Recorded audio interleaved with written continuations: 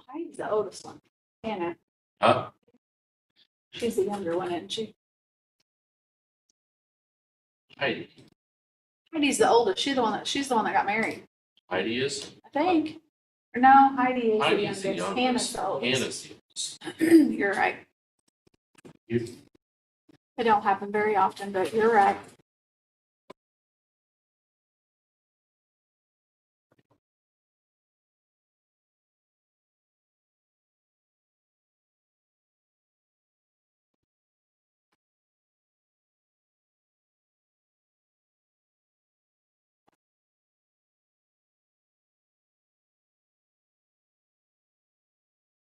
Okay. Oh, what in the world is happening?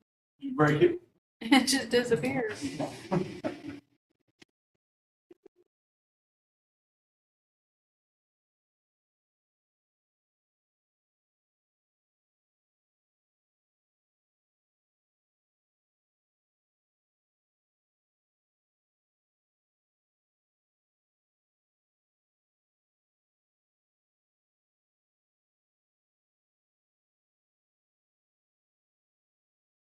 In there? No, not yet.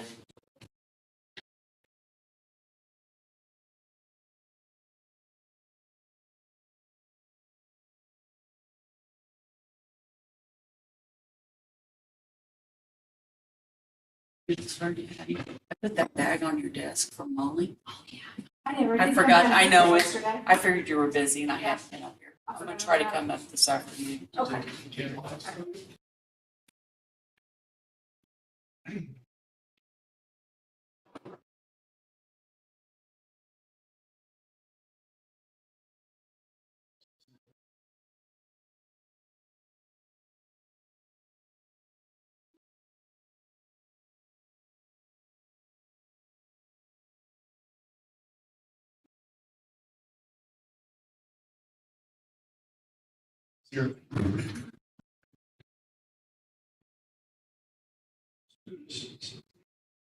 You know what? I don't. Yeah, did you talk to him since October 3rd? Yeah, just, well, when's October? This is, Today's number 5. So No. Monday? no. I guess it was- He says he's got a spare pump. He's gonna try to put it in the lift station and install it. Yeah. You want me to pause it? Is it on? Ready to go? This is ready? Okay. This is the Williamson County Board of Commissioners meeting. It's Wednesday, October 5th, 9:05 a.m. Roll call, please. Jim Marlowe, Present. Jim Atkinson, Present. Rick Henry's on the line. It's on the way. We are reconvening from yesterday's budget meeting. Is Kim on the line? No. She in the waiting room? No. Okay, we'll just wait until she gets on.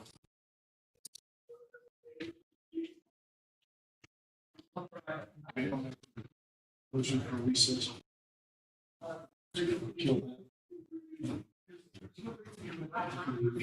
Can I just pause it?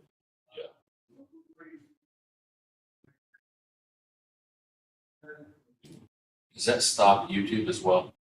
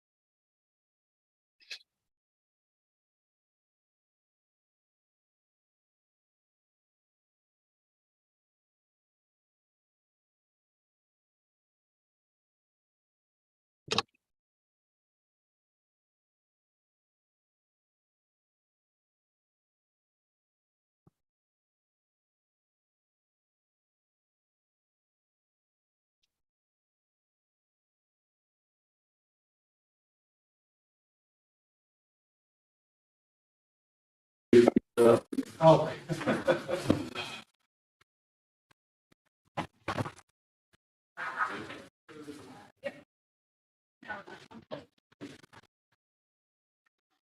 Morning, Kim. Hey, Jim. We ready to get at it? My God. Yes. Yes. And I have a little update for you if you'd like it whenever you're ready. Justin and I, we worked yesterday afternoon until right at 4 o'clock on his funds, a presentation for each, detail on the minimum fund balance and the purpose thereof. And so we were working a little bit again this morning on that. And so he is, I gave him a few thoughts or a few ideas, a few suggestions to think through. And so he's working those through this morning, working on a presentation for you this morning. I don't quite know if it's going to be ready for you by noon, but here's a thought that I had. This is really the first time that I've had to work with Justin. Any new office holder, I think it's helpful to have them understand how the board needs to see information, what the important factors are for the board. And then once they know that and understand that, then they can put together information that's meaningful to you. So here was a thought. Since he's working on it this morning, do you want to put the amount on the employee line at the 2022 amount and have him submit that proposal to you, and maybe we can schedule a brief meeting before your tentative next week to go through his reworked presentation, but at least that number would come down to the 2022 level, and then you could make an adjustment from there. That sounds good to me. I mean, So at the 2022 level, then we'd have to go back in and add 70 cents an hour increase in wages. We could go ahead and do that if you want to. Well, wouldn't that be a more accurate number? Sure, Okay. sure. And then what about those employees? Are you putting them back on the general fund, or are you keeping them in automation funds as they are now? Well, what we'd be doing right now is keeping everything the way it is.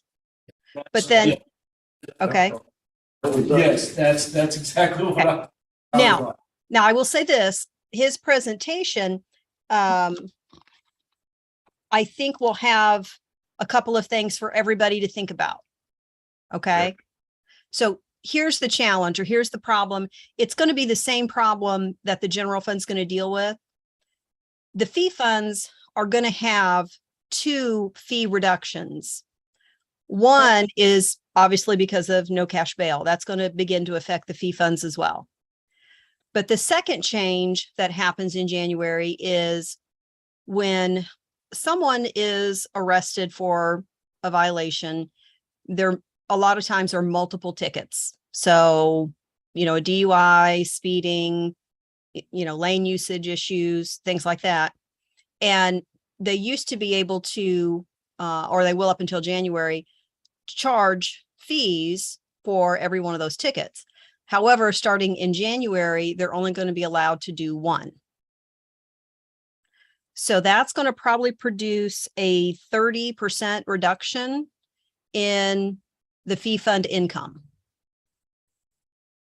So what you're saying, every ticket had its own fee up until. Could have its own fee. Starting in Okay. January, that's not going to be allowed. So what I suggested that Justin do is to, 1, give you the balances in the fee funds, all the fee funds, what the minimum balances would be used for, what is the requirement for the minimum balance in his mind, why do they need a minimum balance, give you the fee estimates for 2023 and beyond, and have you guys take a look at, okay, here's what these funds are bringing in, and have everybody agree on what these funds can pay for and handle as a group, get the board's perspective on, here are my balances, here are my fees, here's my thought, but let's hear your thought. Okay. The fees are going to go down. So I think there is going to be a question about sustainability for keeping all of those people where they are long term. I think we always knew that, Okay. long Yeah. term. Yeah. Understand. Yeah. But he saw, I think, the logical aspects, I think, of some of the thoughts. And like I say, he was working hard on it this morning. He kind of thought about it again overnight, and it just gave him an opportunity to just kind of rethink all different approaches to it. But to get you through today, if you wanted to do the last year's level and the 70 cents and then see what your thought process is with his presentation, you can make any other moves from there. Right. Okay. So status quo until we talk to him. Yeah. And he's up to his elbows in it today. Really trying to rework the plan. And he honestly wants a process, whatever you want to call it, an agreement or an understanding that works well for both sides. He's trying to look at it from a board member's perspective. I think is good to look at it from each other's side of the table, Yeah, I agree. Well, yeah, have him come in, we'll hear about it. Yeah. Okay. All right. Want to know why there's an extra $1 an hour paid on each employee, It worked out well for and both why of we us. spent hours and hours last year negotiating a contract that is essentially, But it worked out good for both of us. yeah. So, yeah, let's have that. Very well said. I'm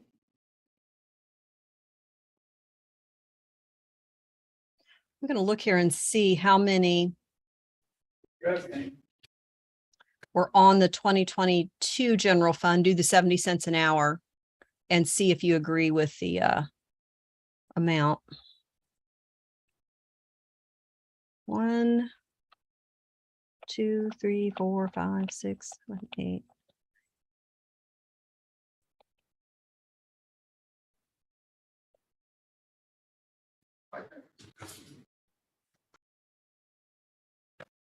It's a valid question. Yeah.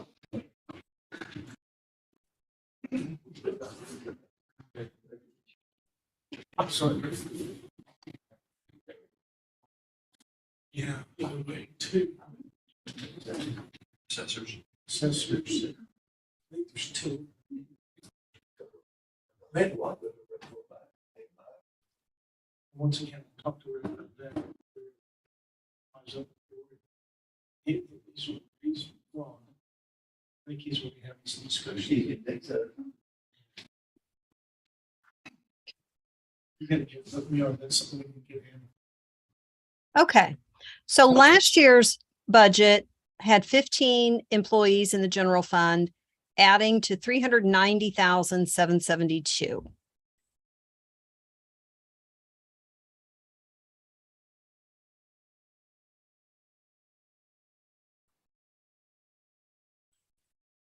What was that number again? 390,772. That's what general fund picked up. That's general fund only.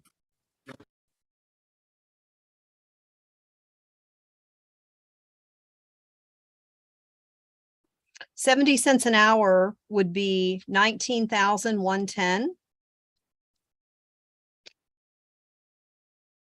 Now we'll have to add 2 raises to that, right? Because you had an outstanding contract last year.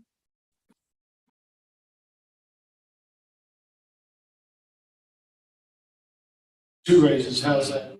Well, your contract wasn't finished during last year's budget, so you left their wages frozen until you settled the contract. Right, but then we went back and paid those. No, I don't think we did. I thought it was a one-year thing. Some of them. No. Well- That was last year, we had 5 contracts. Yeah. Yeah.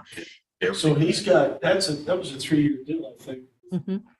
You may have paid those, but your budget number didn't include any raises. So this year, your budget would have to include the 2022 raise and the 2023. Yeah, I thought that was added in contingency. We took their 21 salary plus and the anticipated raise. It's in contingency. It hasn't been moved into their wage line yet. Well, has it? Okay. No. So this would be moving the raise out of the contingency into the wage line.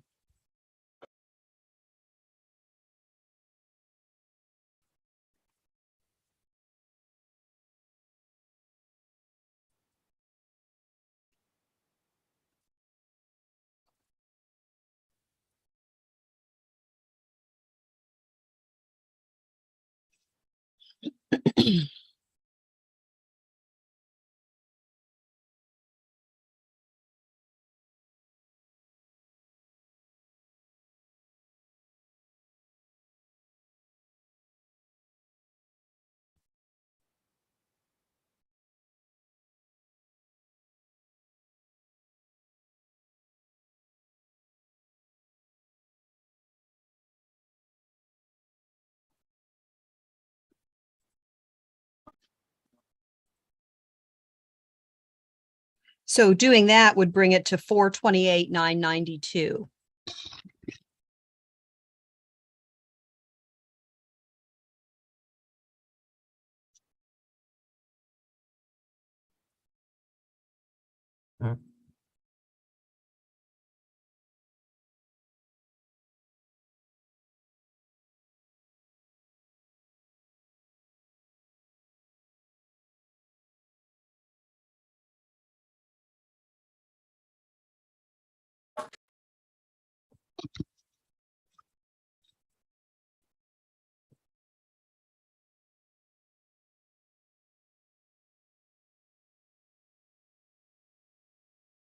Okay.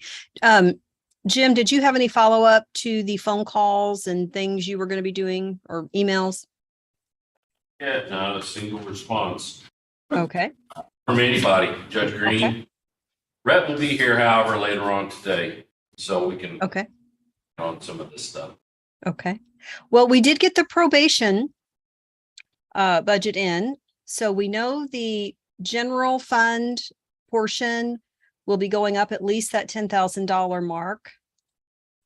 Let me look at that again. So that was good timing.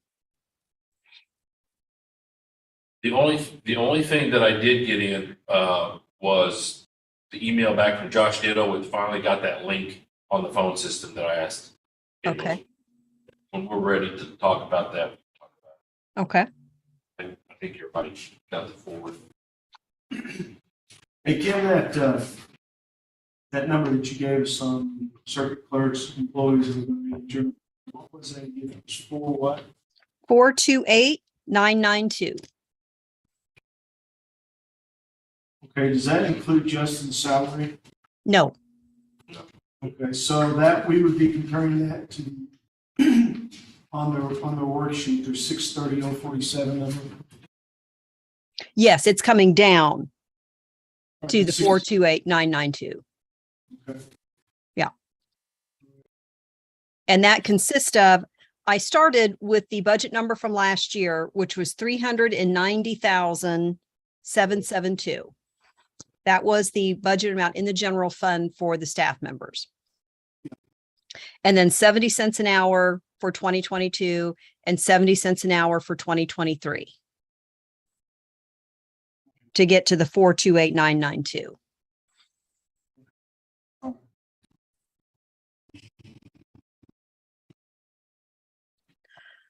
So then about 200,000 or so. Yeah.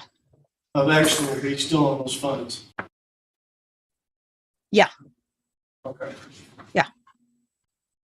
And with your discussions, you may move some one way or the other. You know, I just think you need the information to make decisions.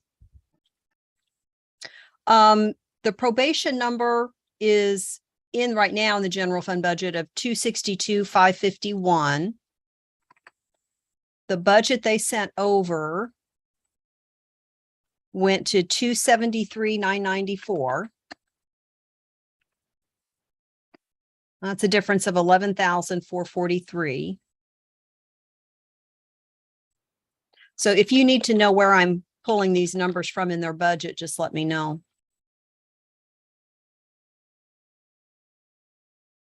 It's on page 2 of their submission to you. That's probation. Mm-hmm. Are they on these worksheets? I missed that. I was looking Well, through- there's one line, the general fund portion is in your budget area. It is the last line in the services section. Okay, that's, I didn't dive all the way down into the. Mm-hmm. Okay. So on their budget, they break out their IMRF cost, Social Security, health insurance, workman's compensation, and all other or general. So the IMRF, Social Security, health insurance portion, and work comp, those all come out of the benefit funds, and then the general fund pays the all other.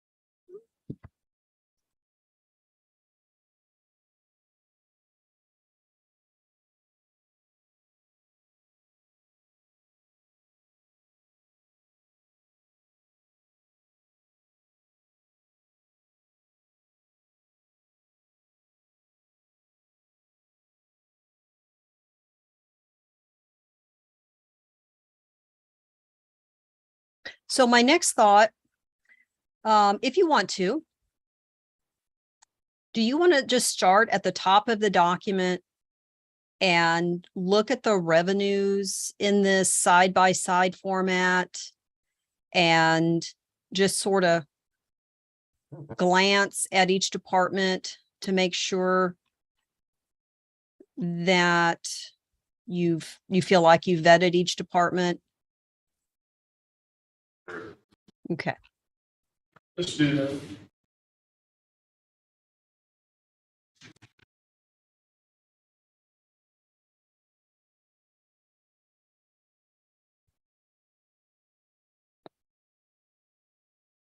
Can't find that probation. The what? Probation, and then they bring it to us yesterday. Uh, I don't know if we ever got a copy of it. Yeah. he made copies of it yesterday. I can't find my copy. Okay. I was slid it in one of his pockets. Debbie, could you make me Yeah. a copy of that probation, please? Are you the only anybody else who need it? I'm the only one that lost it. Okay. You can say that. Okay, no offense taken.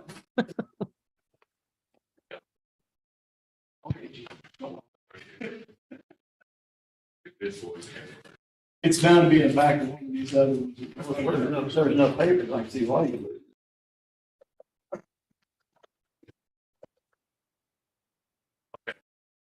All right, Kim, I'm sorry. That's okay. I'm lost here. No, we'll just wait a minute. We're good. Oh, well, we're ready. She's making me a copy of that. Okay. I just wanted you to look at that page so you could You're talking about understand. Thank you. Steve. Appreciate it. You're talking about the worksheet pages? Yeah. Or if you wanted to look at the probation page I was talking about, Okay. it's on page 2. of that document where you'll see the breakdown of IMRF costs, Social Security, Medicare costs. Yeah. All other is the general fund portion. On probation, right? Mhm.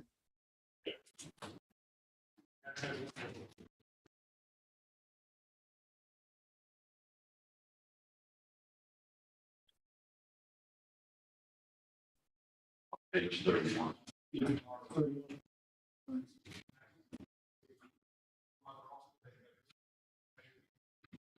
It's still a little early to rerun revenues again for the next month's data. I don't really think we would have any more data than we had when you ran the revenues the first time.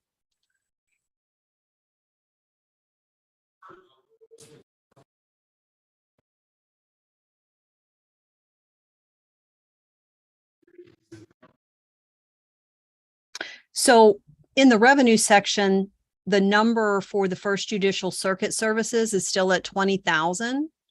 Do you want to leave it at that until you find out more about the increase in the contract? Yes, because we met with them yesterday evening or afternoon. Okay. Ashley and I did, and well, actually the full board did. And Okay. They're checking into it. Okay. They understand it. I think they got to get the approval from the chief judge. Okay.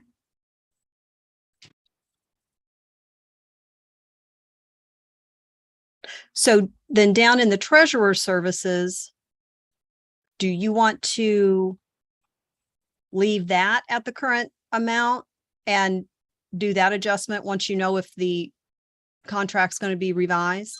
I would say yes, leave it all same. Right now.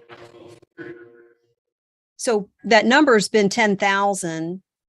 Ashley had raised it to 25,500 just based on getting that contract revised. Do you want to take it back down to the 10 until you get the contract in? I think we should. I think we should. Okay. Okay. And really, though, when that happens, you know, it'll just be a minor adjustment. Did you have an estimate of when they'd get back with you? Well, we told, well, basically we told, we need it as soon as possible. But they said that the head judge be here today. They're gonna talk to him So by the end of the week. Yeah.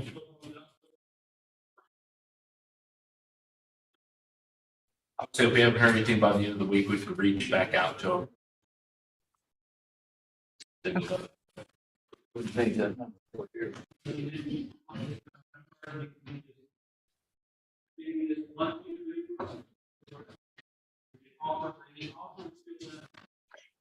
Is there any calculation or mathematical check you want done on your major revenues? You see the increases there. Is there any analytical you want done on that to answer any questions?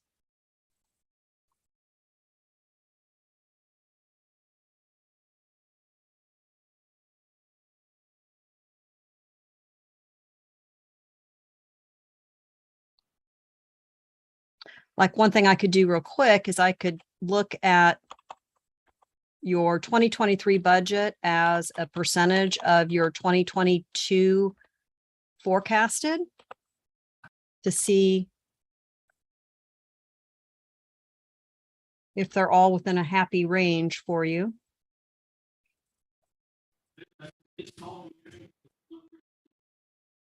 Or if you're content, we can just move on.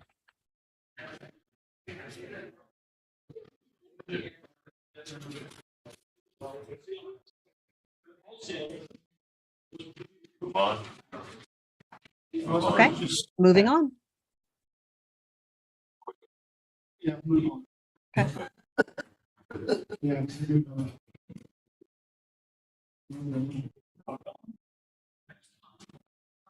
Okay. Yeah.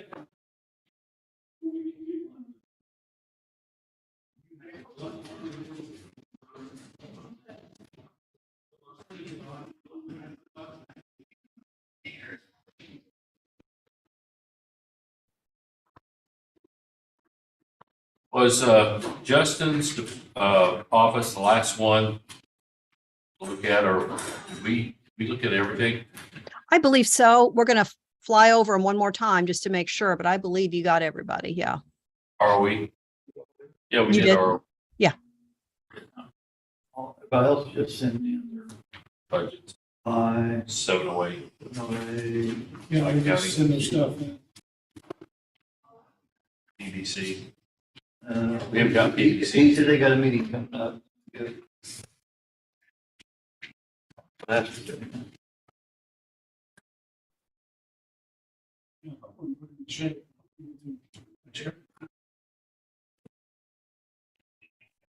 Now, I do have and I don't know that it would really necessarily affect anything here, but on the revenue side here, but you talked about the circuit court yesterday and made some changes there. When we get back to the fine and fee schedule, do you want to make a change there to compensate for that? I think so. Okay, so we'll need to revisit the fine and fee ordinance, and remember, you'll have to do a separate ordinance to reduce the law library fee.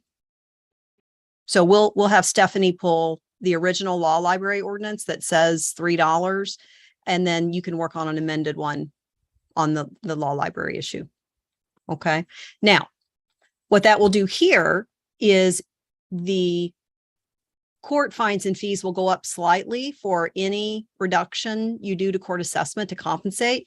So on the revenue side here, we could go ahead and make a small adjustment if you're going to follow through and reduce court assessment fee. But you're saying that the law library is a separate ordinance, right? Yes.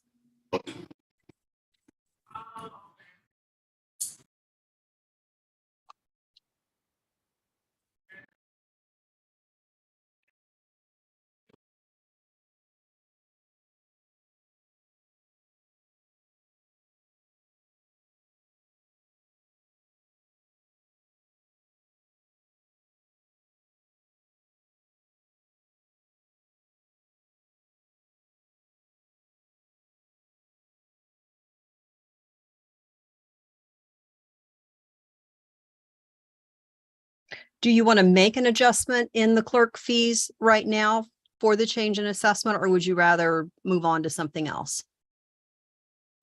I think it'd probably be better if we just moved on. And Gotcha. all the clerk stuff, whenever we get it all. Okay. Instead of doing part of it now and part of it later, Understood. just get it all done.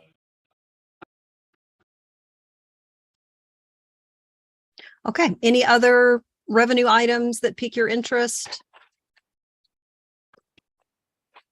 If not, we'll go on and just kind of glance down the county clerk. There's the column for the difference, and then there's a percentage. Maybe that will help kind of focus on any changes.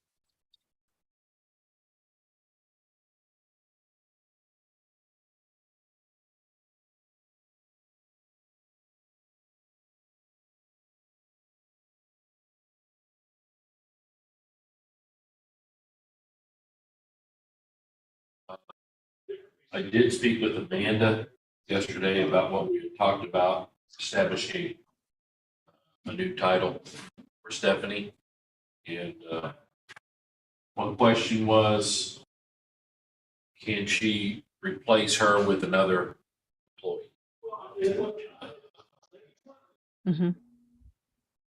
She brought up the question, give someone else a stipend of some sort, somehow to compensate for the loss of her.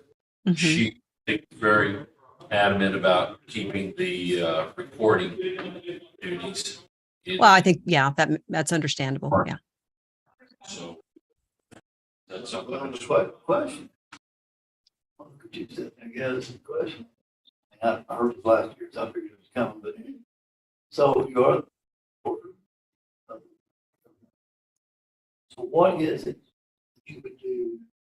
Why would she need a full-time person you're up here all the time. Do what? To record the minutes. She could do it herself. I mean, she's here already, but I don't know if that she wants to put that on to somebody else. I assume for some reason, I don't know. Maybe you could answer that. What it sounds like. I mean, that means that I would be going to the meetings and doing. The only problem, the one job is not sure you're not doing, we can't get you. What's that? Well, she can still write grants right now. It's just that she can't do the DCEO until they have their training. But training allows her to become a grant administrator. But other than that, if, you know, DCEO is the one that requires. is the only one that requires that. Yeah, Grant so and with that grant finder tool that we could sign up for. But what I meant yesterday, this one side, I'm taking on another burden, on the other side, a lot more expensive. One thing, if you hire somebody, Well, we and had, you're on that for fringe for, well, we had those expenses when Celeste was here. Yeah. We actually did have those expenses. Yeah. There's always an extra person at that. but We still have the we're paying expense. bigger either. Which we'll need to figure out a way to cut back on that. That was one call I did make. I could find that out today. Contractor. I don't know, I can't remember. the year, 2 years, I don't know. Yeah, we'll have to see. I'll give Carrie. Well, let's just put this on pause, but let's see what man. I think probably she got caught off guard. Give her a little time. Today might be a different thing. Yeah, this is, yeah. This is a moment we need to make these decisions. We need to put some money into it. Well, We need You to can, figure out how we're gonna do this and how it's gonna. well, you can always incorporate GA. well, basically just what you're doing is You're shifting one from another. to exactly. another. You're taking away the GA stipend, No, the stipend for grant. What's that? The revolving loan. And but really, Those are the only two that I, I thought you had a grant with Marla. Marla gets her own. That was a separate revolving stipend. loan. Okay. She does data. Right, okay. But really, we don't do anything about one. Which I thought you got 3 stipends. I did too. You did 2? I thought you got 3. We were talking about another one. Gotcha, okay. So there's all kinds of stuff though that, well, so that would be a savings of what, 9,000 right there. And we already budgeted for it, the Celeste old position. Held that old. See what we pull out of that. Check that out. I don't think anything's been paid out. Everything's been put back for Celeste position. Nothing's been paid out of that. I think you guys have been paying So- other items. The contract for Oh, Yesterday. not today. Not She today. said she slept on. I mean, I haven't talked to her. I should stand. I think he might got interesting at one point. So, What?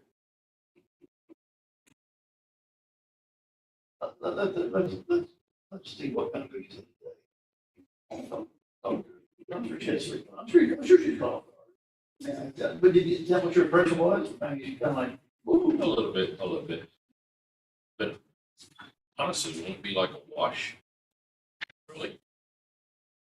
if you Because right incorporate now- the two, there'd be. Because right now, we're moving her, 25. we moved her to what we budgeted for a Celeste position. Which means we still budget for a Celeste position We're saving. a lot of and money we'll be on taking this off side. of the stipends. So that position is still there. Her position is still there. But it's all still in the budget. It's been. It's in the all, budget. yeah, so it's really just a wash. It is, if Amanda needed another person. So it's right money's there. in the budget. So instead of taking the money from Amanda, we just moved her from Amanda to Celeste's position. And which we budget for anyway. She's gonna come back. So there's no change. The thing is, I have a stipend Well, she's got that, Or am I going to hire somebody? she's got her salary that we budget. What you gonna say?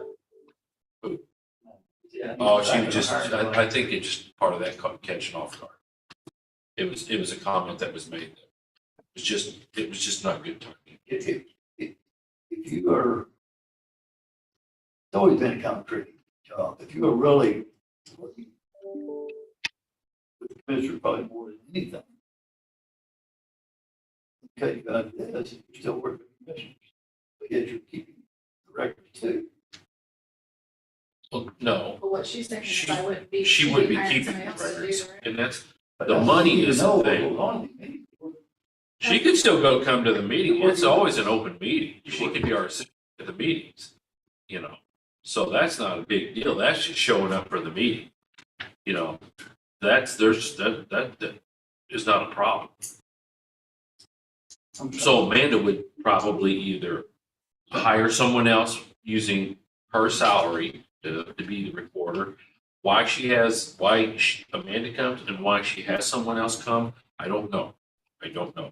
Now, Yeah, I if wouldn't want- Amanda's thinking is that she doesn't necessarily always have to be here, or maybe she's taken away and that's why she has someone else here, maybe that's fine. That's her decision. I never understood why That's her decision. county clerk has to come and have somebody else. But as far as budgeting goes, we already budget for that position for Celeste. So that money's already been budgeted for. So we're moving, and we budget for Stephanie's salary, which moving her from there to here. We've not changed anything really on that aspect. And then Amanda just fills that spot that we budget for her, because if we don't, we still have to budget for her if this whole thing doesn't go through. We're still budgeting for the two positions. Maybe I'll turn my fan on this one. Am I not thinking this correctly? Well, one question I had was if you were going to have a position remain in Amanda's office to fill, okay? And Stephanie has been there some time, would that salary not go down even a little bit for a starter position? The whole thing would go down because not only that would be a starting position, then you'd also do away with the stipends that followed her. So that's another 10,000, pretty much I was trying to 9,000. count those up. Was that 65 and 3? Is that right? 63. 63. So I have no idea how it ended up 63. I don't know. Well, and if you look at this maybe from the clerk's position, I think there's probably a little bit more involved than just minutes. You know, there's agenda preparation. I think there are just maybe some other clerk duties that, you know, having a person there. Helping out the like. Well, and I'm thinking more along the lines of the recording function, you know. Okay. So it makes sense that there would need to be somebody there. I think Stephanie's role has been transitioned into things that are not necessarily clerk related, like the general assistance program and things like that are growing that, you know, if you're looking to have her address more of the board administrative functions, I can still see where the clerk still has duties that would need to be addressed.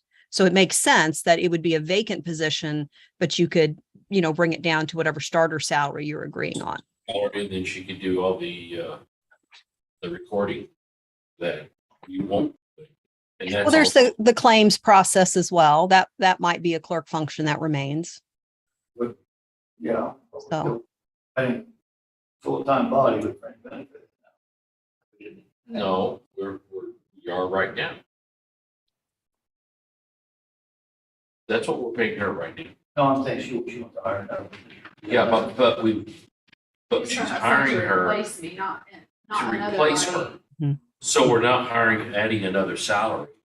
She's just repurposing her salary. My salary is already in there, Yeah, so it would be adding to it. we're not adding a Still new there. salary. Because we're moving her salary out into a different. I was thinking about this last night. This is Julie, what would you do? Take 10% of 10% of a mandate budget for her to do elections or something. We sometimes it's for the other day, it didn't. It's always been there, but I don't think it's ever been like switched back and forth to. And So it really is okay with. I've always been a believer in cross training. It's a must. If somebody gets sick and they're out for a week, a month, or whatever weeks, is she okay with you learning some of the stuff she does if she's out, or and vice versa? She's told me that I mean, I've talked. I think that's crucial that she does help you, you help her. But anything can happen, anything. Budgeting purposes, we could leave, keep Celeste's amount in the budget. The same number of employees in Amanda's office in our budget. That would get us past this conversation right now, where we can move on. Because we're not, the money's in the budget, even though somebody's not collecting Celeste's pay right now, it still is in the budget. Because we knew at some point somebody would be there. Yeah, I think we're trying to figure that out. Oh. For presentation, how would you like to see that? But we're kind of in a holding pattern here that we can move on. Does that make sense to you, Kim? Yes, I think we'll just keep the numbers the way they are right now. And if there's a over of that, it won't be much. And I think it's possible somebody in Amanda's office may want to move up here already, maybe at a higher pay scale. I got it. Beginning salary is. I think let's just kind of hold it in there for right now. Until we figure it Okay. out. So the, We're kind of back here. sure. So the Celeste position is a function of contingency. Right. And And so that- just leave it there. Just leave it there and then we'll rename that once we figure out what that title of that job's going to be. Gotcha. Not a That makes problem. sense. And that way we can move on. Yeah. Oh, we're going to be here all day. Okay. And then you can zero out the stipends later and it's just geography at this point. I know, just for efficiency. Gotcha. Gotcha. And so, Tim, can I just give you a thought to think about for later? So, there was a section added for human resource department on your sheet. Okay. Okay, which sheet was that? Was that an The- R? The spreadsheet of the numbers. Okay, the commissioner's area. Yes, it's down under the IT department. And this may be helpful to think about for the presentation issues or the questions you have. Yeah. But would you like that section? An idea is to title that section Board Administration Yeah. and put human resource and whatever you title this new role there. Or you could do two separate sections, one for human resource and for whatever you call this new layer. Yeah,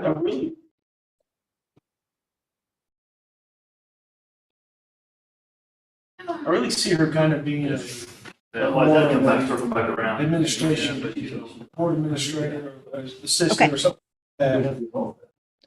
So you can do a combined section there for both, or you could do a separate section for both. Maybe you think about that presentation style and then we'll come back to it. Okay. No, for transparency, we should probably have 2 lines there. Okay. Right. That makes sense. Yes, you could do 2 salary lines in one department, or you could do 2 totally separate departments. Totally separate departments. Gotcha. That would be my idea. Okay. The only thing I could find was a Wi-Fi modernization project. It was through Judge Blyer with CBS.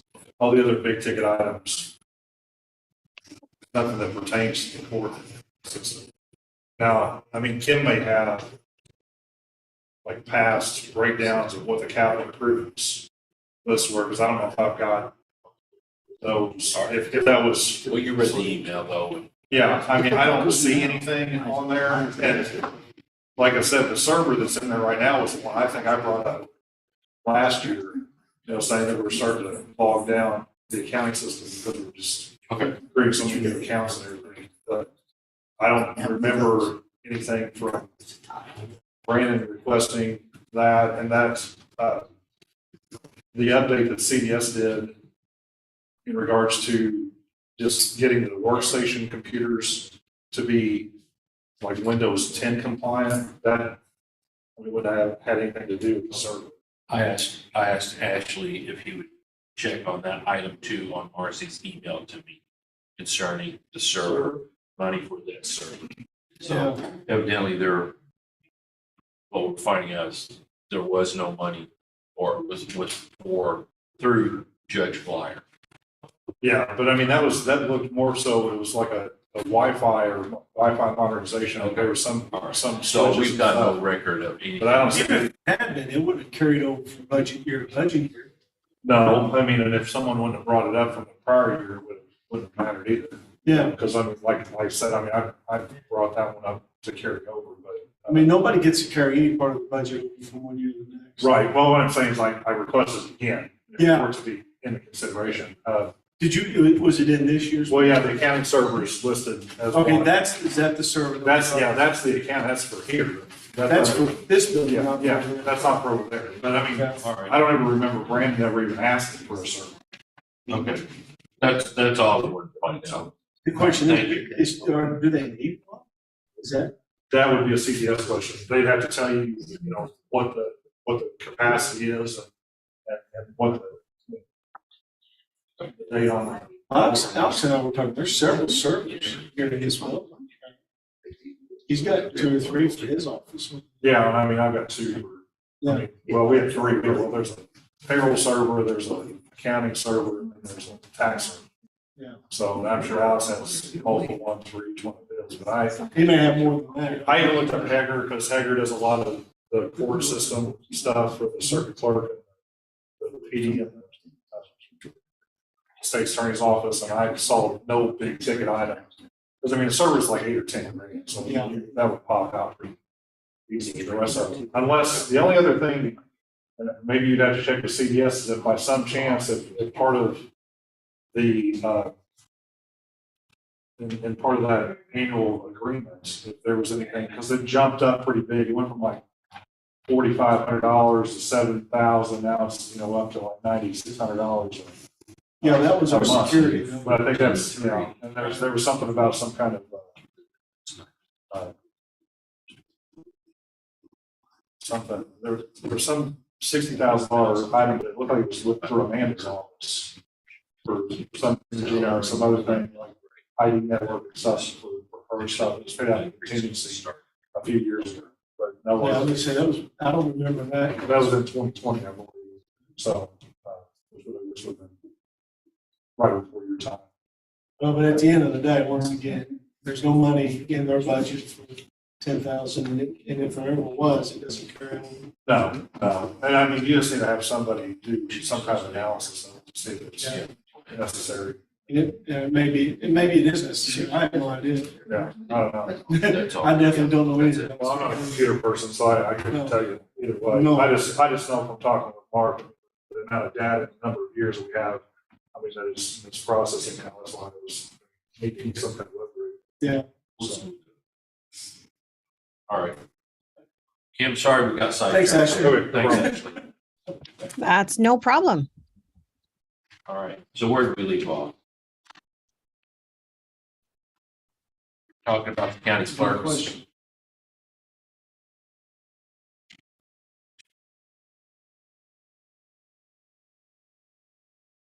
Yeah, we were talking about the design, the movement, where the positions are right now. And did you want to make any changes in your presentation now, or would you prefer to wait? Now, you talk about changes in the presentation. Would that be what we were talking about? Would that fall into that, making that move? Yeah. Okay. Yeah, like zeroing out the stipends and creating the section. I think we need to do that. I think that's, I think that would be a good move in according, I think we could save quite a bit of money, honestly. Because number one, we would have to talk about what moves Stephanie, what does this board agree to for a starting salary? I know we budgeted 50 for Celeste Mhm. position, just to hold that position open. So we would have to agree what that would, what she would come in at. But then we could get rid of that, yeah, like what you're saying, those 2 stipends. And then whatever Amanda would bring in someone new, whatever the starting salary on that would be, that would be more savings on top of that, so. Are you ready to start doing addition and subtraction and get your format? So, I think so. Now, let me ask this question.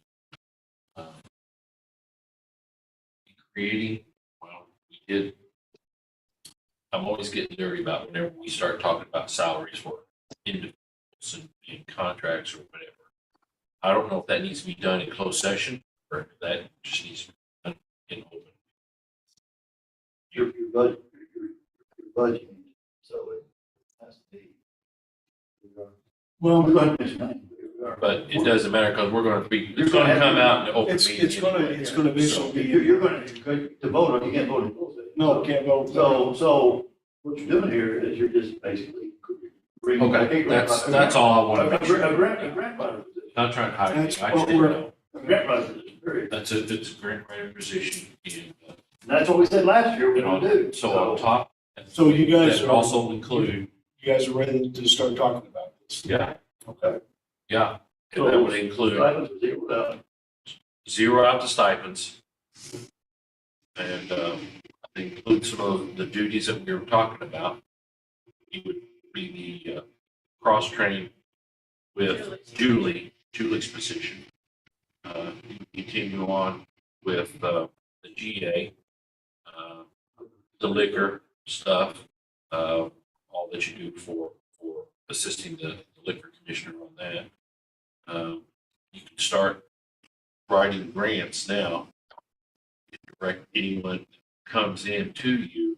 Now, I still will need to call Carrie Dennis Need to clarify to that. clarify that. We'll see how that goes. So it's still like a 1-year contract. It's got to be close. Should be over. It should be over or close to Yeah. being over.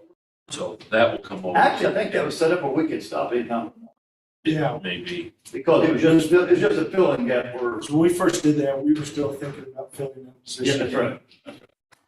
And what else? That's pretty much it. Right. Those can be zeroed out, that's 9,300 zeroed. And then if she may sit down and say, well, we'll get this much, I would just. You could still be at the board meetings as our assistant. If it's something important, I mean, not these rinky dink ones, you know. Basically still be the receptionist. You know, everything that you're doing right now, basically, and stay here. Because But you. the office stays here. Any grant information, if we need to, whatever is in that office up there in Celeste, we move it down to this other room behind you. If, you know, to save steps, if we need to. So So there'll be a person from this office come here. We don't know that. What I we don't do know now, that yet. We're assuming that. We're assuming that she would do that. And then Yes, I would come to the meetings as well. sure. If it's an important meeting that we really need, not every one of them, but. I mean, Basically, if you're gonna be grant writer, you're gonna be, as needed. and then the manager, she may want to say, I want to keep doing meetings, I'll pay, give her time to do that. Who knows? I don't know what she's gonna say. Basically, I would say Oh. train with Julie on all the HR functions, so she can be backup to Julie.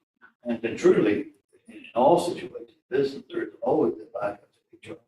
Because folks, It just makes sense. anything can happen to So- anybody. So, Which leads me to the next question. Okay, contract. We do a contract. We did a contract with EMA, we did a contract with Kevin Harris, we did a contract, you know, we could do a 4-year contract if we need to. in other words, if you get the wrong board in here, But even anymore, but they better have a good reason. they can't just let Or anybody go. you'll- Isn't that what the Hatch Act protects? I can tell you what it is, you'll win the whole lawsuit, I can tell you what that is, if it's not a good reason. So we It can can't look be a at political hack we job can like look that at right a now. contract. I mean, she's not in Used union to right be. now, so it's really no different. If you move without a contract, it's no different. Well, So- Celeste was on, No, she wasn't. she was. No, she wasn't. She never had a signed contract. No. No, it can't, no, Tammy, what you're thinking, that there towards the end, she was going to sign. Yeah. Yeah, But she didn't want to sign. We this proposed. needs to be a contract. Yeah, this I is, think this is something that's put bounds off red, and it should be mirrored just like So- the other ones. Exactly. Just like Alex's. So we can work that Going out down the with Red road. and get that. So, 4 years, whatever. so then this, Well, you can't, see, it'll take you, so you can't go 4 years. so then what we started, what are we budgeting for? Right now, we're budgeting for 50 just to hold the position. Kind of getting rid of those side, yeah, maybe 45. We have a number thrown out at 45. That's, we are zeroing all the other stuff out, correct? Zeroing all I'm that. just transferring it over. That would equal about, about Then this. what we Celeste can- was 50. We put 50 in there to hold the position. But if you want me to do that position and then this other stuff with it, wouldn't that, I mean, why would it be less? What's going to be done? We just. Yeah, I know what you're saying, but I know.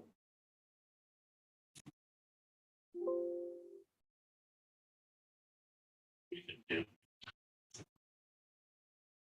We just build it, you go to HR. Just HR, but that's quite a bit. That's, But, so you this know, I is, want to have. Are they cross-training each other's job? they will be cross-trained.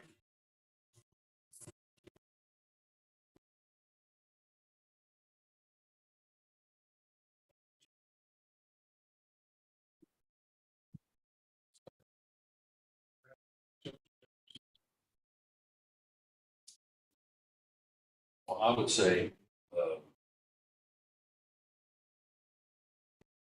if you don't do 50, I'd say 45, but that's what I would put it at, either one of those two. So I'd be comfortable with you. I'm coming up with a zero of those. Right. Coming up with that. Yeah. If we're gonna ask them to cross-train with each other's jobs, Keep it the same, keep them the same, yes. 50 it is. 50.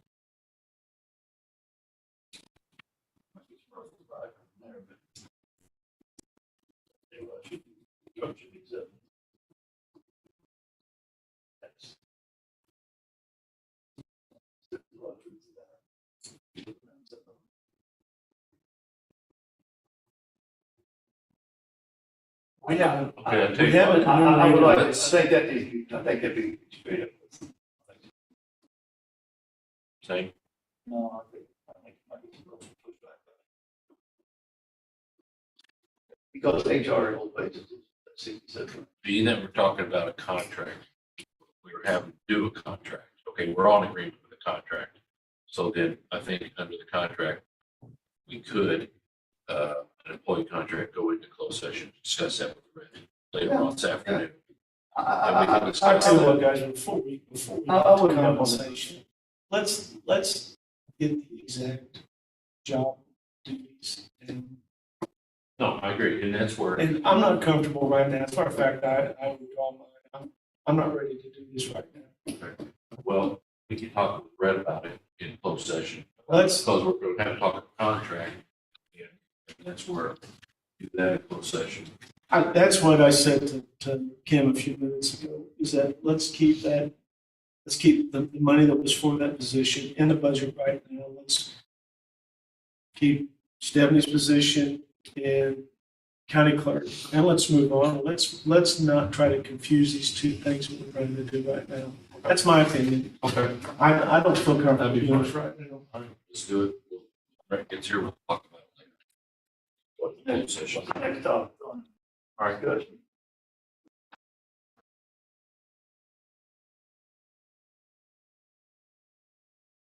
Okay. Very good.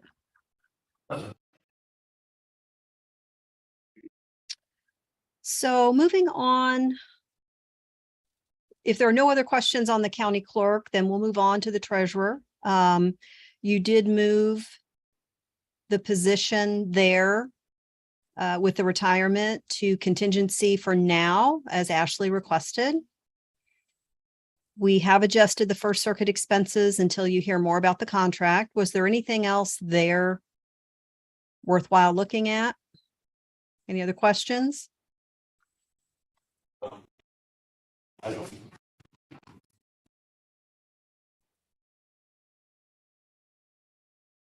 What's the number that's being moved into the contingency? 52,343. We did that the other day. Yes, I believe it was yesterday.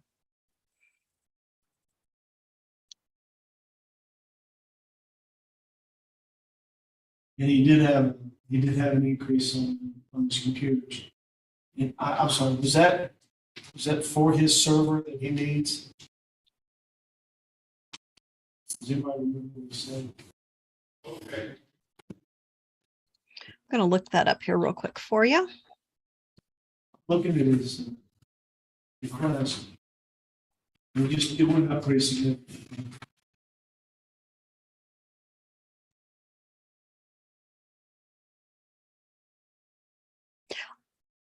I believe the forms expense went up because he depleted his supply of real estate tax bills and he was looking at a new format.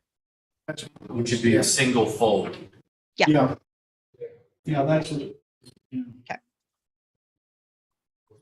Well, he told me for a second, didn't he just say he had a server? That was dealing with the email that I sent. And so that's in his, no. Didn't he say he had a server for this year? I thought he did. I thought that's what he just said. He said he had a server. If he was buying a server, he may have done that out of treasurer's automation for the tax collection side. Maybe because of,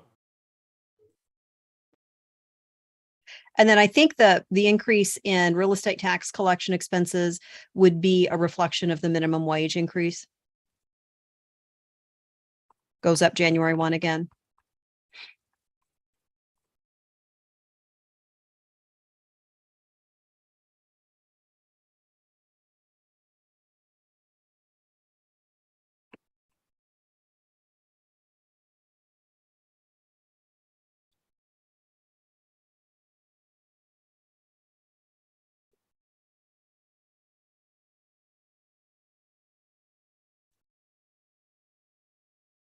we requested Jerry and Stipe to go back to automation. Or back to the general. Back to the general fund. Right, that's it. That's Right.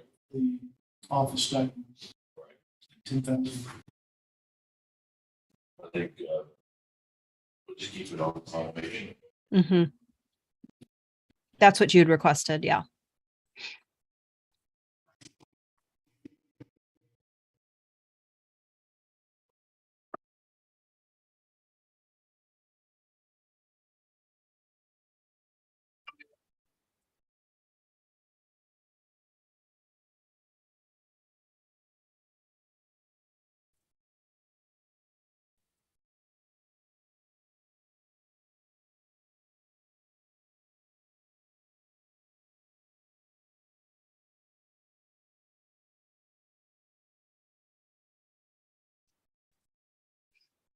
Anything else? Are you ready to move on? I sent Ashley a text asking if he had a server. Okay. I just want to make sure I thought he said something about having a server. There was some mention of that, so Yeah, I didn't quite hear it. yeah, It's almost like it's contradicting two different things said. yeah, so just be clear.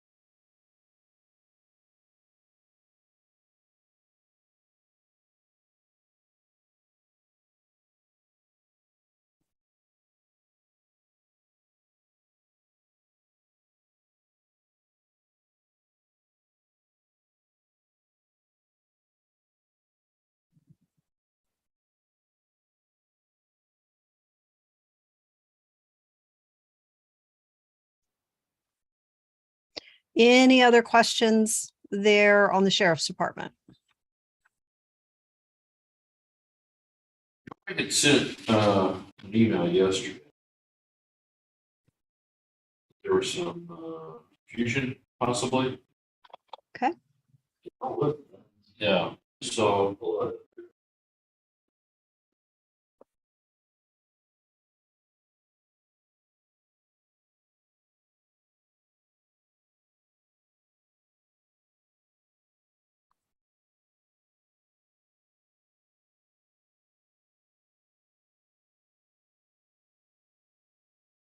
And it's better or can over touch in person to understand what you're talking about. it may be.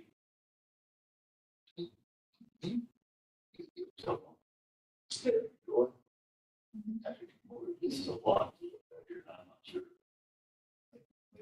Maybe.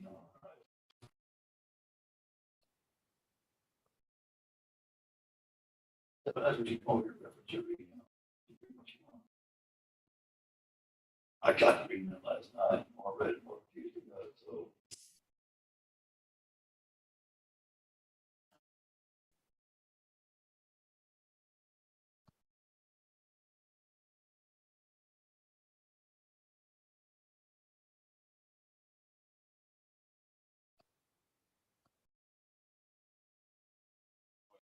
See, look at that email.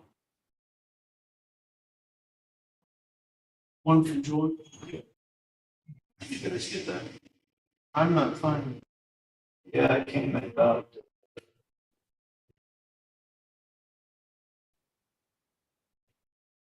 Should have come.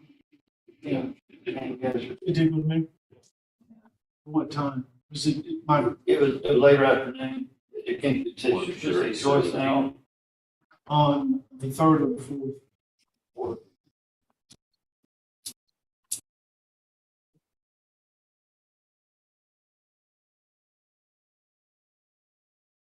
Why my phone stacks these emails? Yeah. I'll have to go back to.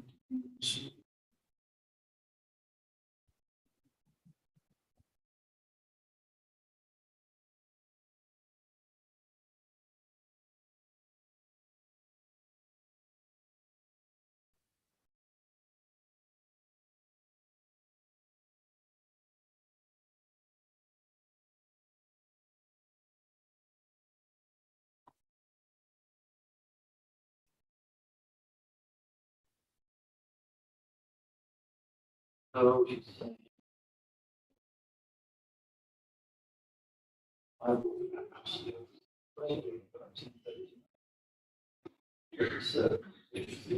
Kim, are you looking at that email from Joy? Yeah. Okay.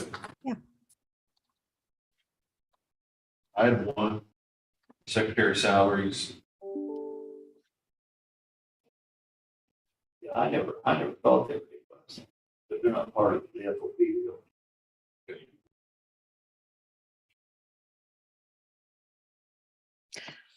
What it looks like, or what it reads like to me, is that there was a confusion over giving the non-union staff something different than other non-union staff for a settled CBA. So the notes I have for the last years, multiple years, is that the non-union staff receive the same increases. So if there is a separate agreement or something to do something else for the non-union secretaries here, that's not something I had in my notes. So I think that would be up to you three to say, oh, well, you had a separate agreement for that non-union staff. Staff. No, we just try to treat non-union staff the same. Same as, We never defer. That's their choice. They're gonna do it.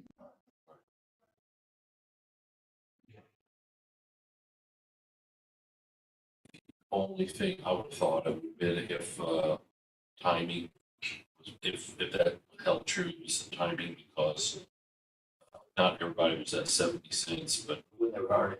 when they were hiring or something, yeah. So I would think that they would get to 70 cents. Okay. So do we have them, them at 70 cents? For the So- 2023, yes.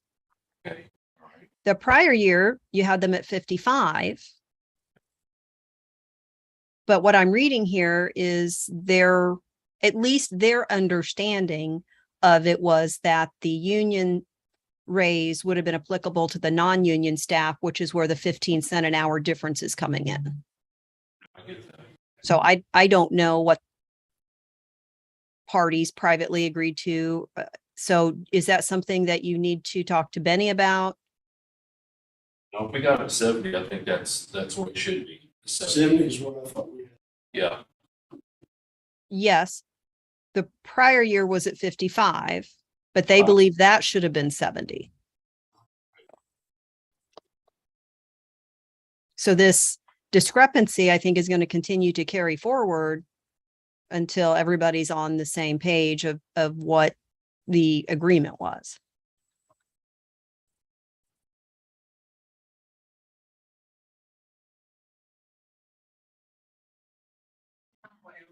okay. Item 2, How many times be on the same page? Yeah, Joy gave a breakdown of the different cents per hour.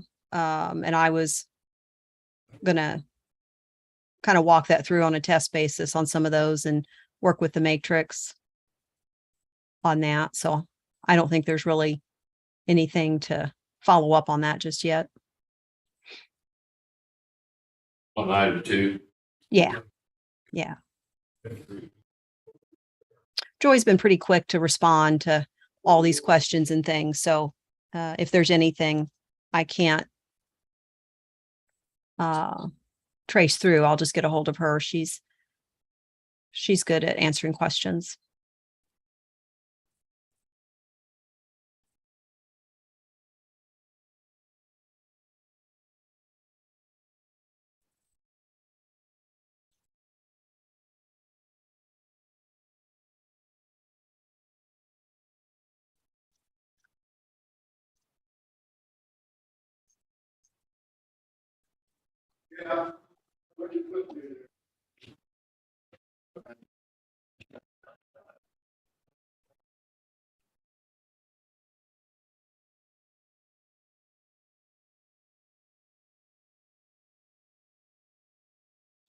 Said she's on her way over.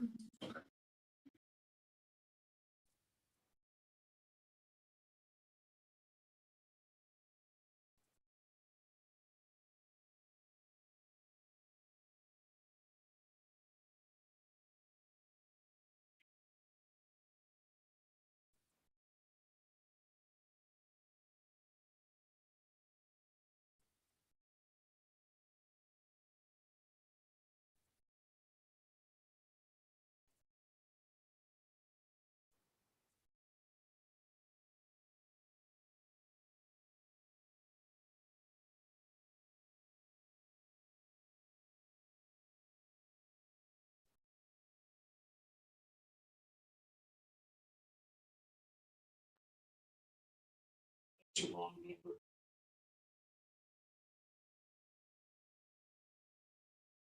Civil process server 50466.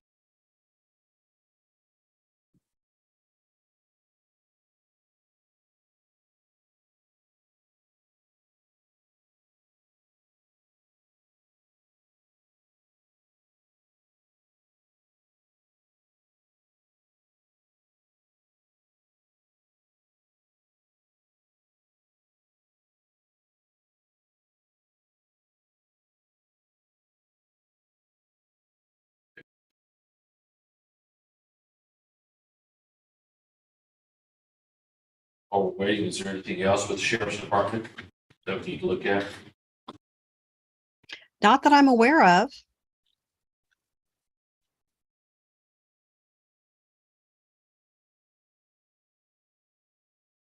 I'm trying to look ahead a little bit here too.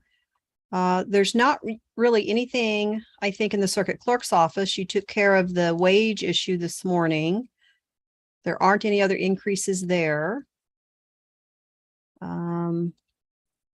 The state's attorney's office, you went through position by position. And we can review those numbers again if you want. Coroner's office didn't really have any substantial changes. You talked about ROE yesterday.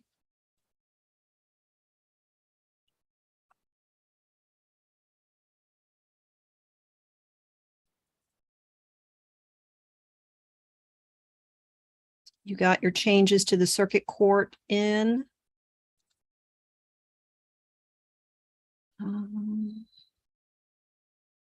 Public defender, you went through.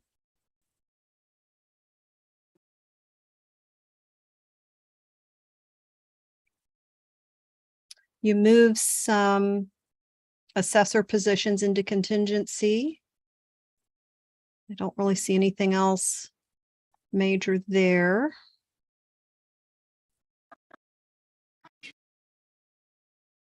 There. Here comes the caboose. I've been missing you guys, just so going to say hi. You looking for candy, you're looking for candy, are you? Benny Moore always loves seeing you. Looking for candy, had to go over for a piece of pie. Yeah.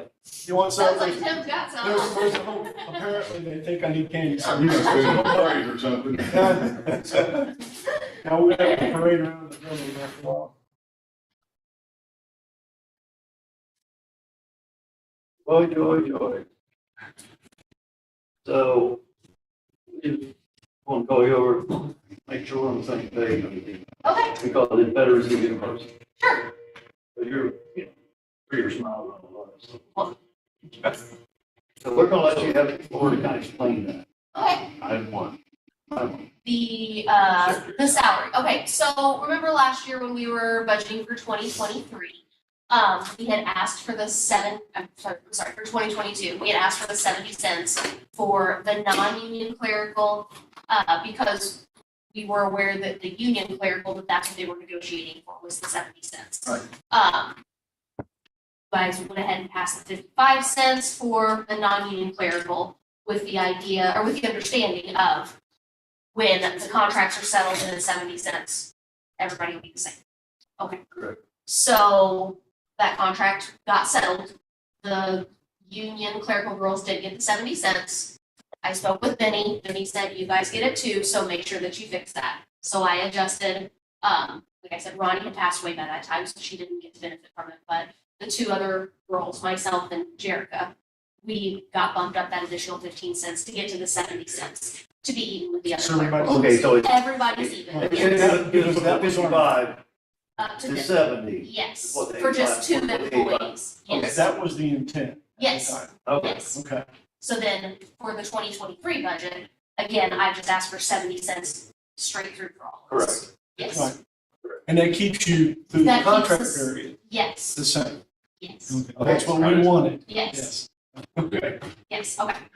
So so the number that I had emailed, submitted with my budget, that was the correct number. I know when you guys were speaking yesterday, and it had been lowered because it sounded like we were trying to ask for more than what we were, but that was not the case. We were just trying to stay Yeah, I think consistent it with the looked like it salary. was 85 cents. Yes, that's instead. not the case, but that's where we figured out that's gotta be where that 15 15 cents. And then in our mind is went to going. the where we got the, Right. 25 cents they won, Right, so. exactly. Okay. So, but it's 70 cents for everybody, whether it's union or non-union, That's is the what we've been for. Okay, what was two? Good, And I didn't bring a copy of the email over here, so you'll have to remind me. No, I had, We could hit you on the topic, you can take off, you'll know. Number two. my phone stacks these emails, Oh. and so you're like 15 Number two. deep in one. Deputy 504 line item 5403 and CO line item 5407 telecommunications. 50405 salaries. The wage matrix. Yeah. Okay, so Kim had said yesterday in the meeting about how not everything is adding up. I just go by what the wage matrix is in the back for 3 of those. But I do have 2 employees that get paid out of the corrections salary and also out of the deputy salary that are the chiefs, and they get paid at a different rate and they receive a different raise. So I don't know if that's what's throwing off that idea, that it's not all balancing out. That's at 50403 and 50405. 50407. 50407, 3. Right, but my 50403 and my 50407 are the line items that have people that are paid at a different rate because of their positions. Deputies. Now, is that longevity or is that, what is the reason? That is their rank. About your 2 chiefs. About your 2 chiefs, they get paid at a separate rate. They receive a different raise than what everybody else does. It's a rank pay. Right. It's because of their position, yes, they're, Okay. Well, it should go whatever the contract says. but they are not contractual employees.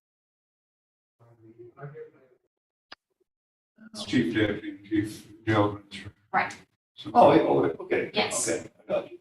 but those are paid out Scott of, and, Tom. yes, Okay. So, yeah, we didn't negotiate their salaries. As part of the meeting contract. Let's get a They- 3%. Yeah. Then they should get 70 cents. they get 3% is what we've done every year. Well, that kind of goes against other, All right, every other position is going to, like assistant to any other department. so all the Yeah. ones that This should be 2%. it should be, Should be 2%. yours went to 2%. Everything's well, 2%. but we're talking about office holders. So you're talking 70 cents? We're talking about 2%. 2%. Everybody's 2%. Everybody's at Everybody's 2%. They come up like, I think it's not big for now. They're not elected. Right, they're not No, but I elected, but they're mean, not okay, for covered, example, they're not covered by union contract, and if you're either union or you're non-union, but the raises for the non-union is the Yes. same as the union contract. let's use the example of the department head gets 2%, what the Right. department head's assistant get. Didn't have one. Well, If we he did did, have if he one. did, He would probably go under the contractual. Contractor, which would have been a Which cent, would have been Right now, 70 it's cents, which would, right. or whatever that contract Yeah, dictates. That's what Doug was about. Right, so that would apply, that logic would apply to this. That the assistant to your salary would be set at a 2% increase, but the assistants under you would be set at a 70% increase. Or, okay, What did we did last year? Let's go. 3%, well, 3% for it Benny should have been. and the jail administrator and the chief deputy. The next slid by us, that slid by us, I don't know. Done that for everybody. because Yeah. everybody's going back to 2%. No, we didn't have to really- Because Yeah. even the commissioners back up 2%. Yeah, I think they started at 2 years, 2 years. but for 2020, all the raises were going back to 2%. Whenever we set the salary, yeah, 2 years Well, ago. what was sometimes the cents per hour equals more than percentage, so 70 cents versus 2-3%, how's that figure? Well, if you're going to do that, then would you also give them the anniversary raise, because that is what that's what happens with the union contracts, is they get the yearly and the I think anniversary people- raise I think they Like would 20 cut year that. or whatever. for a Is he yearly still, anniversary. he's still in the union? No, they're not. No, they're No, it goes back to treating the same as they were in. right. Yeah. And that's how the union contract calls for it. What'd you say, if they go back? No, it's the same way they do it. And this is It's the really same complicated. It always gets more complicated. And you know, what's the goal here is to try to Okay, have so all I the guess rates Yes, equitable across Yes, the board. absolutely. fair trade. So these are for the assistants. Scott and Tom. So then, I tell you, what, we should I probably, mean, I tell you, in my example with the assessor's office, I mean, he was in the union. So he got whatever the union contract got. we got Rick coming in this afternoon. Let's- Yeah, let's I discuss think with this is Rick. fine the way it is, and then I think they do get the anniversary, you treat it just like they were. But they're not in the union. That would be, Right. yeah. Okay, that's correct, yes. we'll put a ball on Contract that, doesn't we'll apply. get back to you. So, I mean, we can do it however you want to. I can do the math, tell you like what's gonna end up costing you more money if you wanna do it the union contract way where they receive an anniversary raise and also a yearly raise. Or if you wanna do a 3% across the board or a percentage across the board, I can show you. I mean, I'll make the math, I'll make a spreadsheet for y'all and everything and send it to you. I won't just do it here real quick. On top of that, let's I say, can understand we get the, like, the anniversary raise. If Because they're that's- not. They're not, but if you're following what the union contract does for non-union employees, why wouldn't you do that? The non-union employees are not in with the contract, the wage increase is only just, we just keep the wages the same, I think everything else in the contract really didn't apply. But then that is their wage increase though. And like, for example, Scott's a 20-year deputy, so he's gonna be receiving a $1,200 stipend. I think we're gonna need to discuss. Yeah, it. well, We need to discuss this with. Well, I If mean, it's something that we've done wrong or whatever, all I'm saying is, we'll get it straight. I wanna make sure that we get it right. Yeah. Yeah, That's all I'm saying Right. too. we had the conversation earlier, is that so Stephanie's not in, but she'll still get the 70 cents to the person in the union. Mhm. But we feel, you have a choice being a union or not. Right, Those two gentlemen work for the county side, not the union. So I would think they'd be treated exactly like the same as they're the union. Because that's what we're doing with other people. for the union, which would apply to them, like I wouldn't get, like I'm a non-union employee, I wouldn't get the same kind of treatment that like the state's attorney's employees get, like I, But you get the 70 cents just like a union person. because of the clerical that's in my building is getting that, is my understanding. Well, they're getting that because we're going to keep it the same as the union Of course, contract. of course. I'm playing devil's advocate here, that get an anniversary raise. No, I don't, because the clerical girls don't. Right, but why not? If you're using that same argument. Because it's specifically spelled out in the ASPE contract for the clerical girls that they don't get an anniversary raise. But it is specifically spelled out in the union contracts for deputy and for corrections officers that they do get an anniversary and a yearly raise. Let's That's where that discuss is. this. Okay, So we don't make it a miss. That's all. of course. All right, so we got, I know, the deeper you get in, the more complicated it gets. all right, so we go, why are certain requested budgets being placed continue on that section? Yes, so I heard yesterday there was talk about the deputy, a couple of deputy positions being put in contingency fund. Possibly some corrections officers positions being put in contingency fund as well. I couldn't hear, the mic was hitting me in and out pretty well. The same thing about fuel, like possibly putting money like that in the contingency fund. I just didn't understand how does that make things cleaner or clearer? Doesn't that just create more work for everybody to do that? so the fuel, for instance, the budget request we thought was probably Okay. going on. Mhm. And then the deputies, we felt that until they're actually on staff, that money would stay in contingency. Okay, With the agreement that, And if, hire somebody, we give you the okay to hire somebody for that. Right. Then submit the pay request. and just to leave that in your budget, and then no deputies be hired, anything else, that money's just sitting. But the bottom line is you want a deputy, right?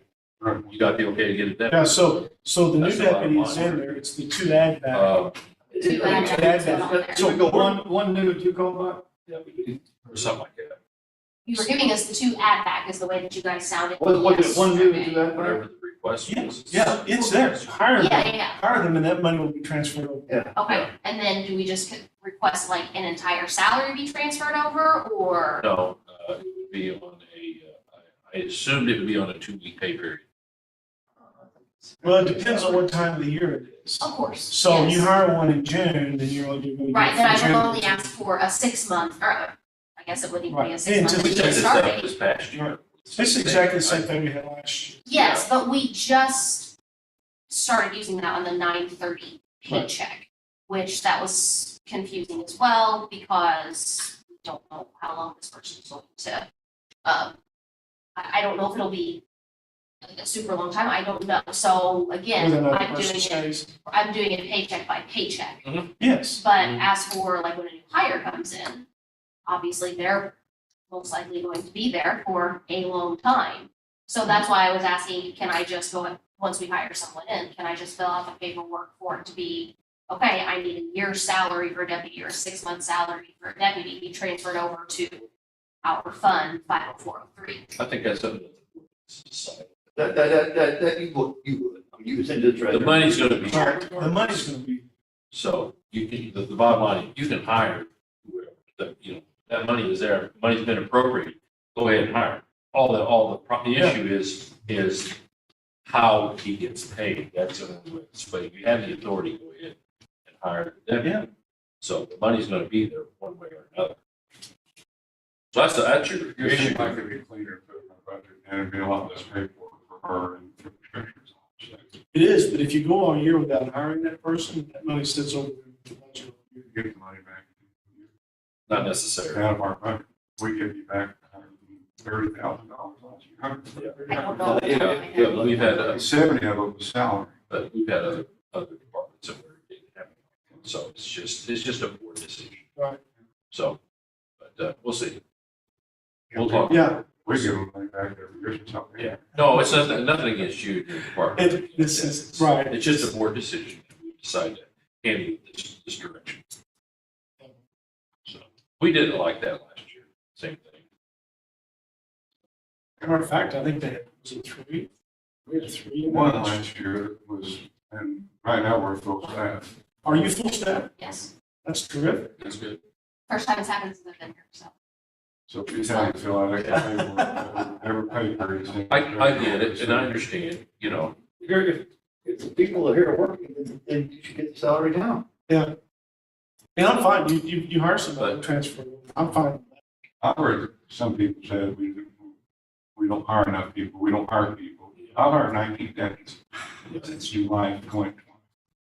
And that's their leave.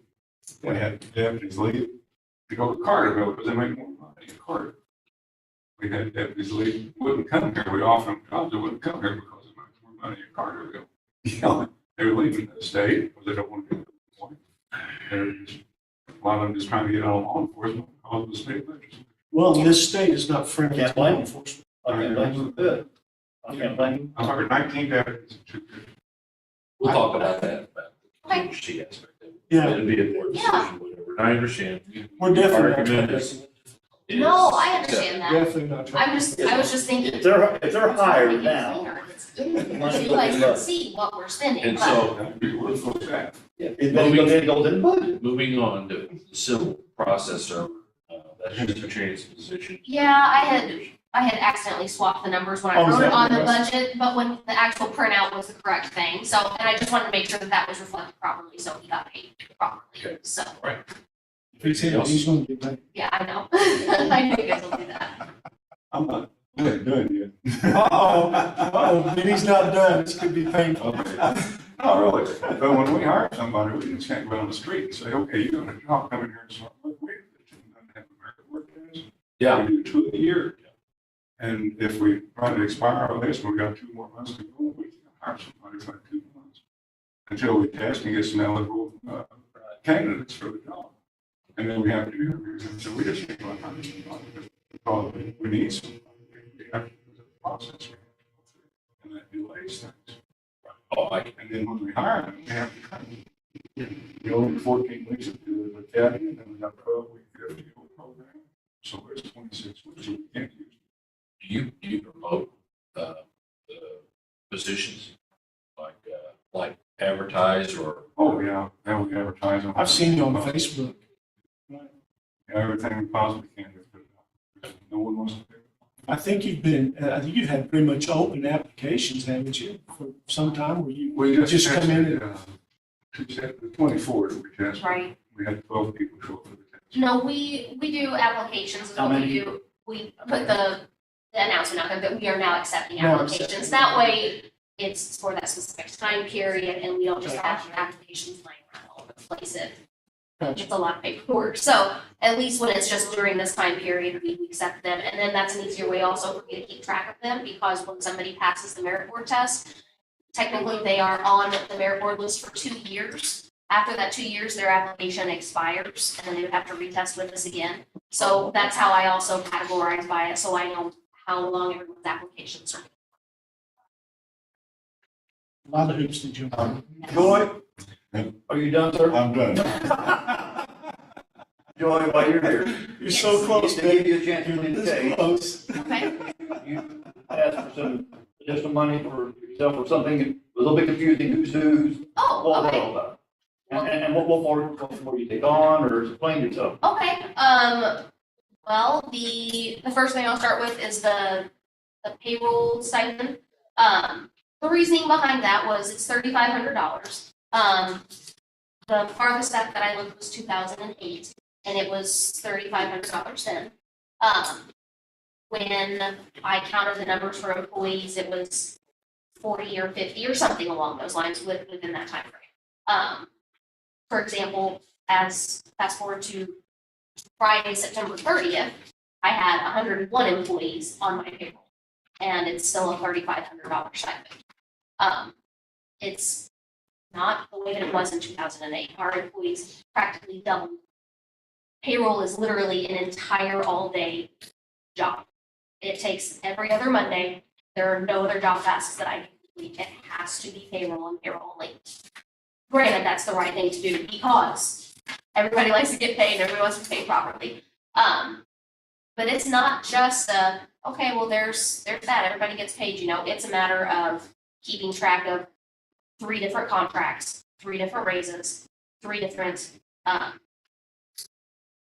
contracts, 3 different anniversary raises. It's spreadsheets, it's Excel sheets to sit there and remind yourself of, okay, I've got 5 deputies that are getting their anniversary raise. I got 2 corrections officers. I've got 1 telecommunications. And it's not just, okay, here's 1 little raise. It's multiple line changes and multiple line changes that I have to update with the treasurer's office. So they are making sure that they are getting their information correctly. So in the wash, it comes out, my numbers match their numbers. It's not just okay, here you go. I mean, it's a tedious, time-consuming process. And as the number of our deputies and corrections officers and telecommunications grow, that only becomes even more strenuous to get the job done.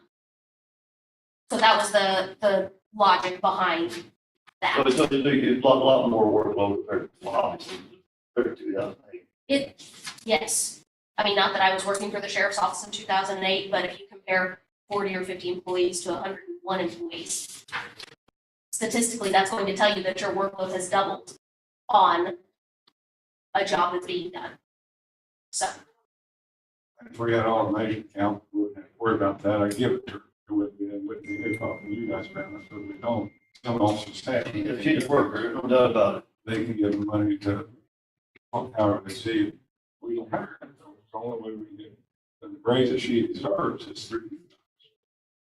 She deserves it. Okay. But that's the only ones that. no, the other one was the chief administrative assistant. I threw that in there because it doesn't matter who is in that position. It is extra tasks on top of your daily jobs. It's, I heard you guys say something yesterday about, in my description about having to de-escalate, difficulties between customers and employees, and you guys had said something along the lines of what kind of issues happen. You know, the question, the escalation question. We get a lot of upset people in the sheriff's office, as you can imagine. Oh, A lot of angry phone calls of people not understanding of, laws, what we can and can't release, what we can and can't do. A lot of people demanding information that we just can't provide. And it's not up to my clerical staff over there to have to sit there and be berated by people over the phone. And so what happens is they say, let me transfer you to my supervisor. And so then I sit there and explain to them again, I will take the lashings, I don't care, but that's not something that the girl should have to do. Anyway, so not just that though, but it is the timekeeping for all of the clerical staff as well. It's making sure that the office and the squad room is supplied with everything that they need in order to be able to function on their daily jobs. It's what all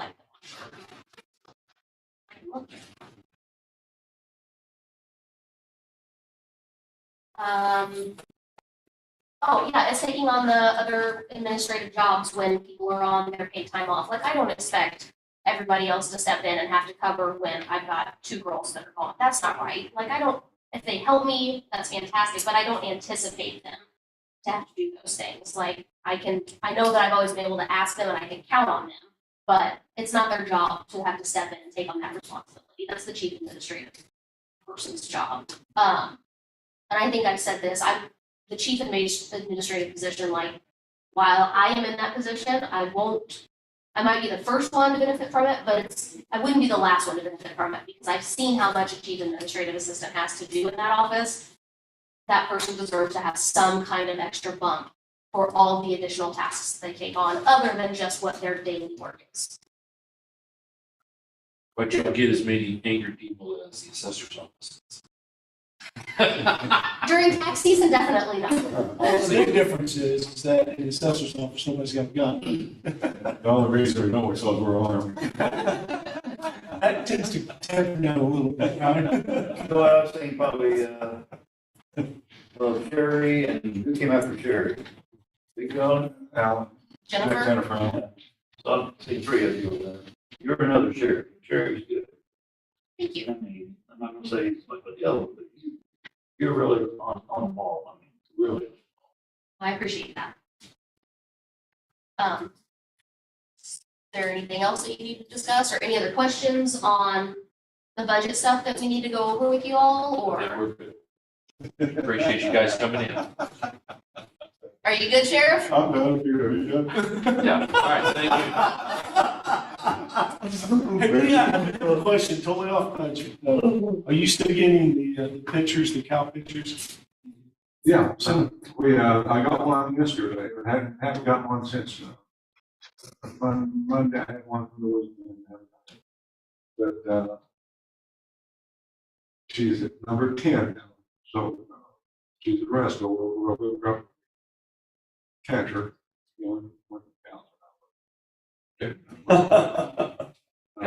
Provisions, get the Literally. cattle off of her property. you. We need to move on here. Excellent. Thanks, Sheriff. I appreciate it. I'll take a rest, or I'm gonna take a rest. If you've gotten as many cow pictures as I have, it's all over my email. Oh, it's pretty hot item, it's cow, it is, but I was out there yesterday. Went out there, We sat need to- down lunch, watching TV. Recess for just 5 minutes. And they, Okay. Not ready. harvesting their corn. Take They're Take a 5 minute break. Yeah, Shit. We're taking Yeah. yeah. Yeah, those cows get both of those. Those cows were losing money. They don't have money. Thanks, Joey. Thanks, Ben. Thank you.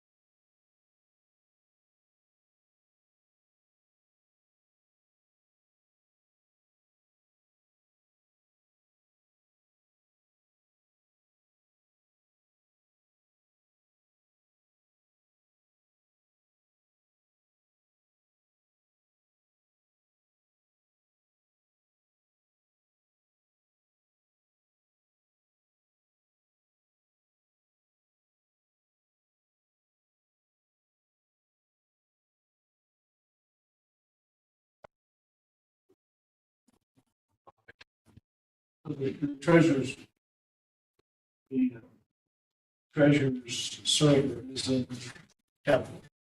So it is, isn't it? Yeah. All right, Kim, or leave off.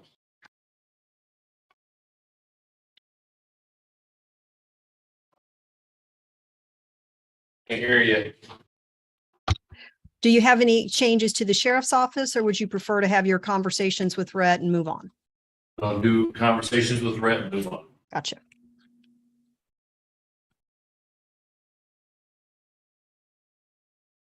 Just an FYI, the deputy treasurer is a 2% increase. No, 70 cents, I'm sorry, 70 cents. Mhm. Not a percentage. Deputy treasurer, 70 cents, not a percentage. Well, that's what I thought. Pat would be 70 cents. So And all the other assistants would be 70 cents. But I think we're gonna see. Let's talk to Rhett about it. Okay, take that out, just moving on. talk. Okay, anything on the circuit clerk? I think we're gonna leave that as is right now. We'll Yeah. adjust. Okay.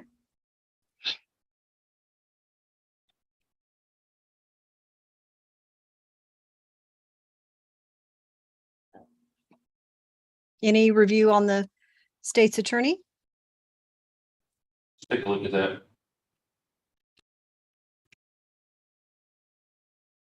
Okay.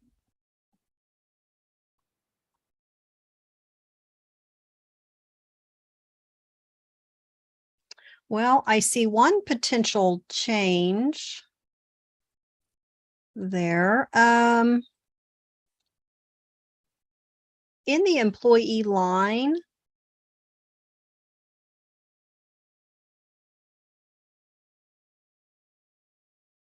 no, okay. Nope, you already took care of the retirement. So you already took out the retirement and subbed for a replacement there. Okay. Did have one question. Okay. Okay, and maybe even for Ashley. Okay, now Joy brought up the point that once they did hire a deputy, that whose salary was in our contingency, and I know why we put it in there, but if they've got it for the full year. I mean, we just keep it like that, the way it is, let them submit the pay request? Or at what point do we add that? That's my question. What point do we add that back in their budget? Mm-hmm. And really that's a board decision. And to talk about Tim's point for a minute, if the positions go unfilled for 6 months, Right. okay, then, and they're able to hire somebody, then the board can say, okay, well, it makes sense. You've hired that person. Let's transfer 6 months to your line. Right. And not make it any more complicated than that. Right. I think transferring every payroll gets a little cumbersome when you don't really need to do that. If you want to do that, you can. But once you have knowledge of the employee, you could move what would be the remainder of the year. It might be 3 months if somebody's hired 9 months into the year. I just heard them say that they're all hired. Holding contingencies and more steps, I think it's ridiculous. Put in the budget, you know, if they came in, 3-4 months later, that's a different story. They're here. I see it that way. Put it in there and not try to hold it in more steps. I think, Until they hire though, and depending on when they hire, that's. they said they're fully hired, but they're asking for 2 additional. That's the way I took it. So, hey, No, he's full of staff now, he said. he's fully staffed, but they still ask for 2 more. That's the way I took it. I thought we want to do plus 2 more. No, if he has an employee over there, then that money needs to go to him. No, but. Otherwise, they can't pay it. Right. But I thought the two ad backs are not filled yet. I thought we could do that. That's one thing. So there is one new one already in there. So he's got one, he's got one salary that's vacant right now. Nobody's earning that salary. And then we have two more in contingency. Should be able to hire two more people. That's what I think. Did I miss something there? He's got one open, two ad back. Yeah. So the open is unfilled, or they can hire an employee for that. And then if they can find two more, then we can move contingency funds on. Back to, yeah, that kind of doesn't make sense. I don't know what his full staff is. No, I don't know what that number is. Third, right, third. Okay, I've got 29 employees, and that's including the open position in the two ad backs.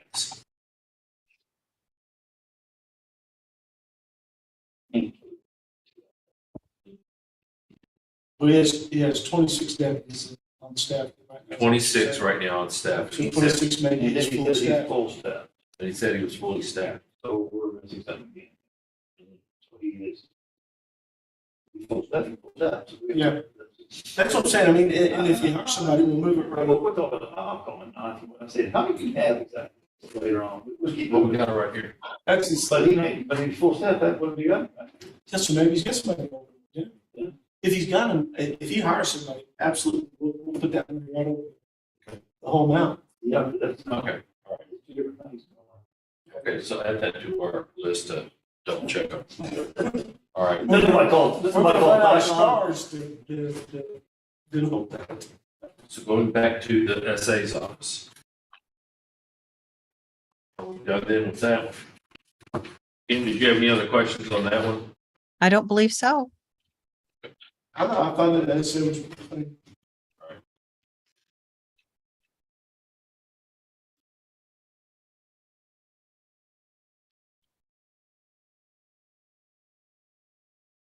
Anything on the coroner?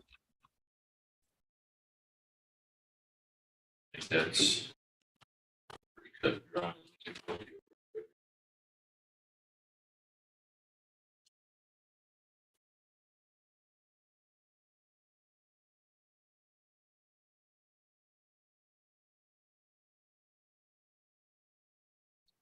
ROE?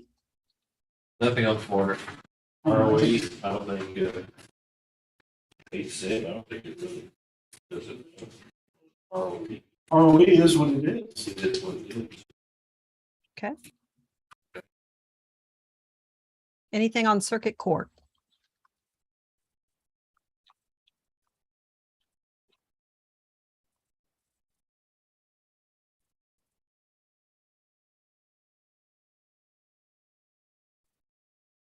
I think we covered it all.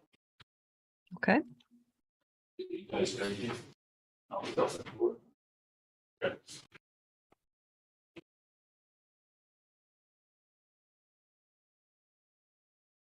You know, we did, now, judicial, we did add the stipend. Right? Yes.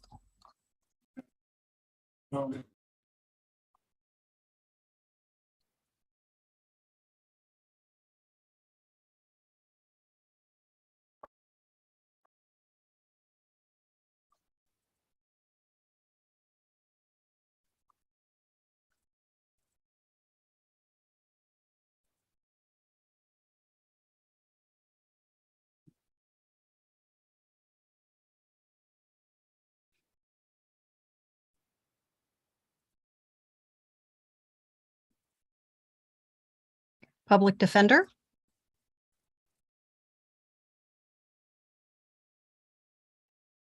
It's pretty good. Okay. We did add that stipend. Yes. We don't divide it up. Yeah.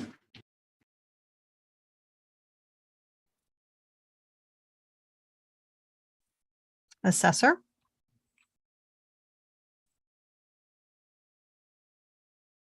If you ever decide on hiring assistants, are we putting that in?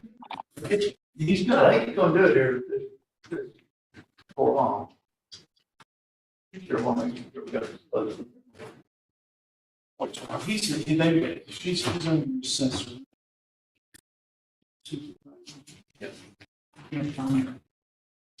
Actually, 2 or 3 down. Yeah, down.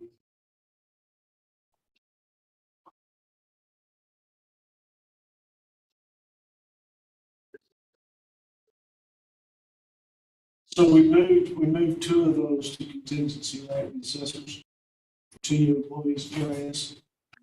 I think you moved a little more than that. Let me take a quick look here for you. Could be GIS system. Okay, I'm sorry, yeah, we had a new ASA for the new assistant. Right.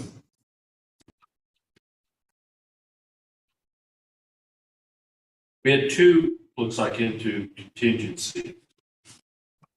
And others be out of GIS, correct?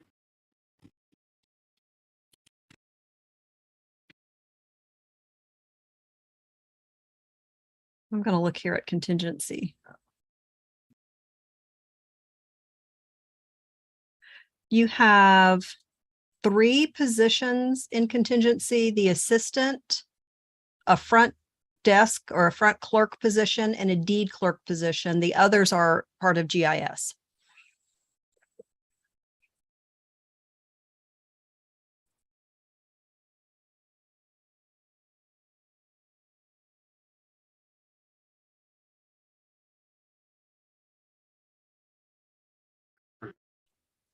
Three to contingency and 2 to GIS.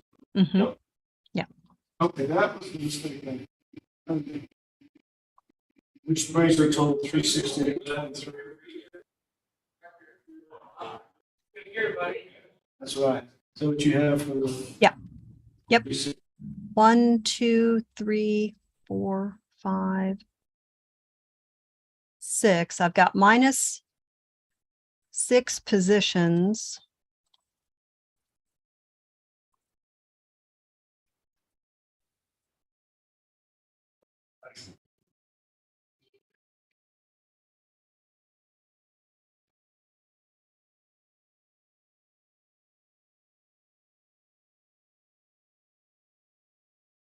Three GIS and 3 general fund.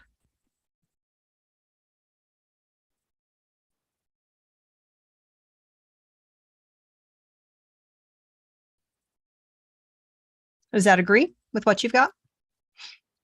Yeah. Okay.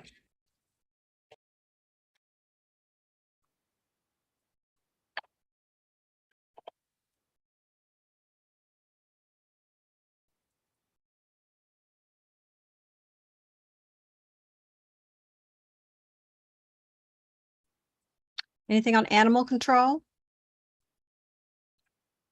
We also on the assessors put in at 15 cents an hour, In contingency, yeah. animal control.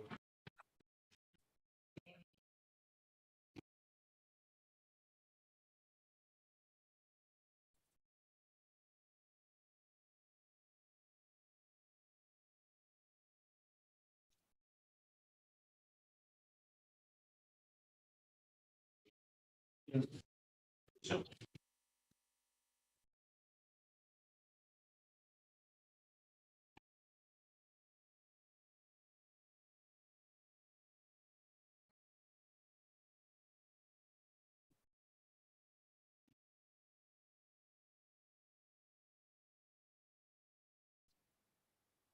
EMA?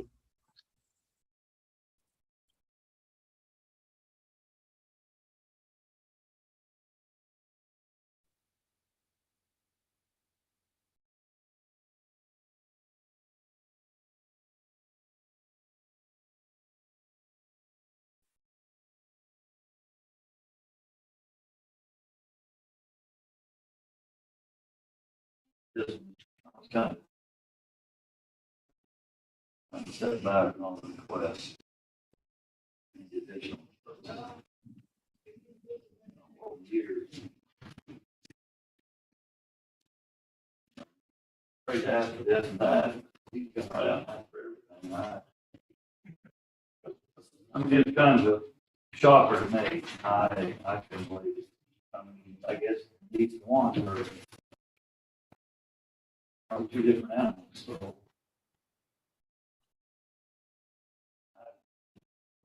Now we are very.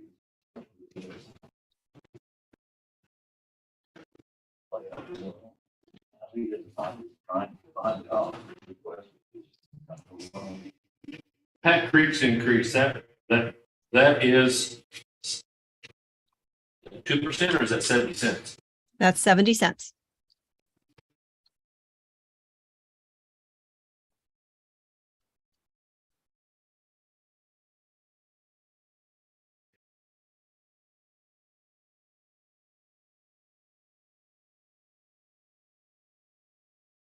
All right, just make sure I totally understand this on vehicle maintenance, Mhm.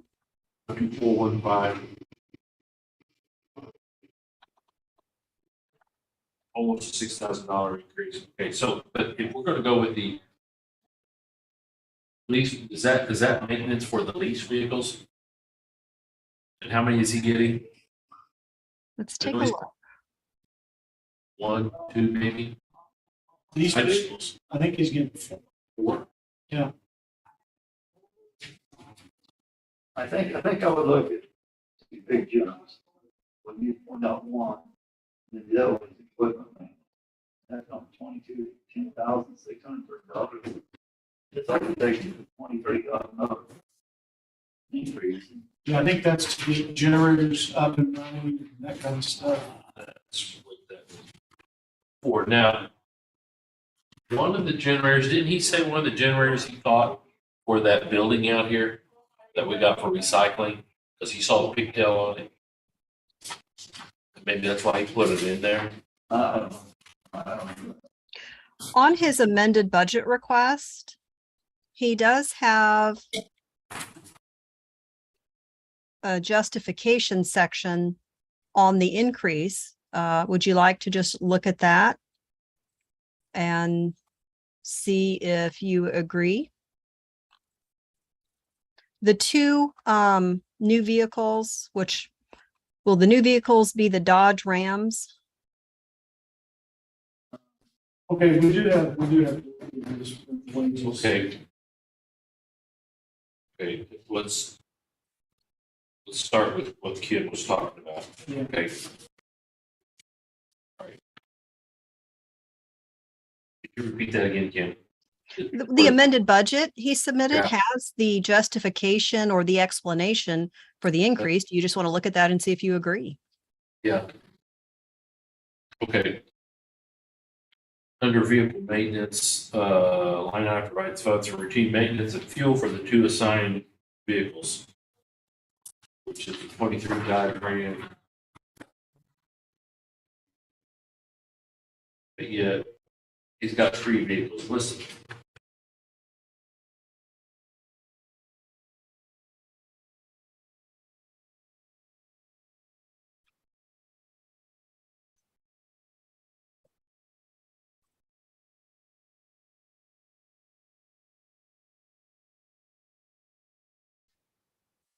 Got broken down pretty good.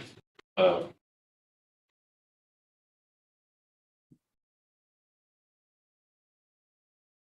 guess I just want to make sure that's correct. Okay.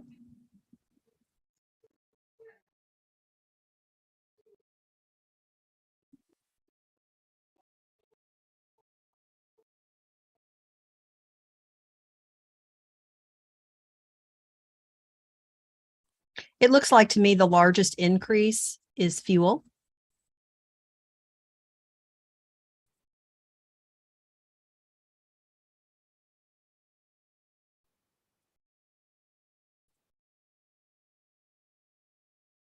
That's fuel for 2 vehicles.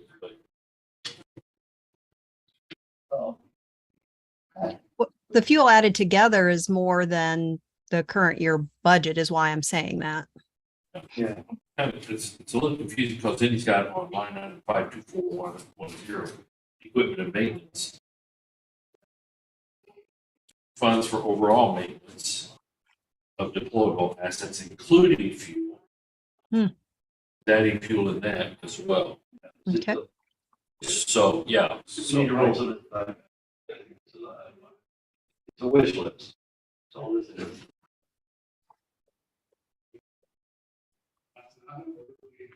You just gotta lay it all out. I think the fuel in the maintenance line though is fuel for the generators rather than fuel for the vehicles. okay, maybe that's where we get confused.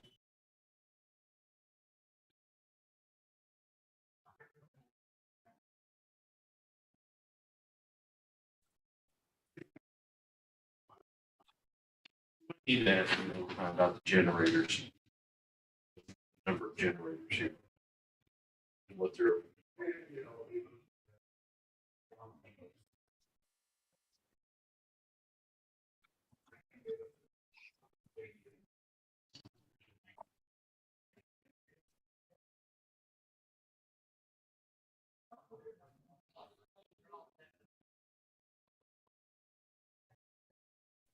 Because he's asking for five generators. Yeah, he's wanting to do 5 generators. 4 generators.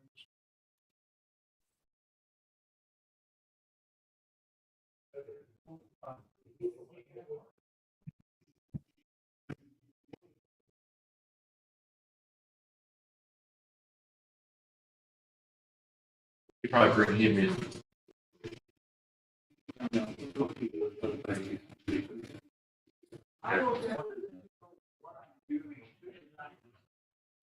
You could do a similar process if you wanted to on this one, where similar to the circuit clerk, you could set them at the prior year amounts and revisit this topic if you feel like you need more information before Do the that. tentative. And then we'll bring circuit clerk and him in. The ones that we need to revisit, we'll set that one day aside next week to do that. Sure. Just move on. I do have a question on, we have a contract with him. What now? We have a contract. Yeah, Yeah. He's got a 5.9% CPI. That's the, Wage I'm on right adjustment. now, I'm on the same thing right now. Right, and Uh, 5.9 is not going to fly. 50%. What you guys had put in there before was 2%. Yeah, And then you go on to the employee salary 5.9. yeah. So, I mean, it's pretty loaded. right. We need to come see this again. Yeah. right. You guys explained it to him off here though. He gets it. Yeah, he didn't know. I thought we brought that up, did we? Yeah. Yeah.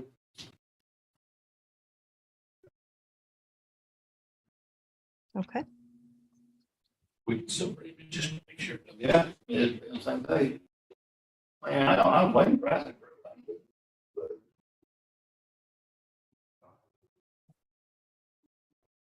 So for now, do you want to set those amounts at the 2022 amounts until further notice? Yes. Okay. Recycling was pretty straightforward.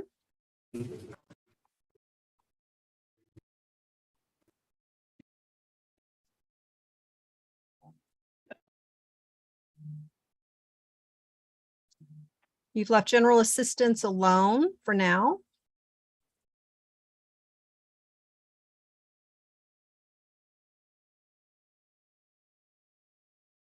Anything on IT? No. Leave it, Badass. leave it as is. Okay. Now I've got a presentation there for the Human Resource Department. Are you comfortable with that? Yeah, what now? It's on the spreadsheet, the Human Resource Department.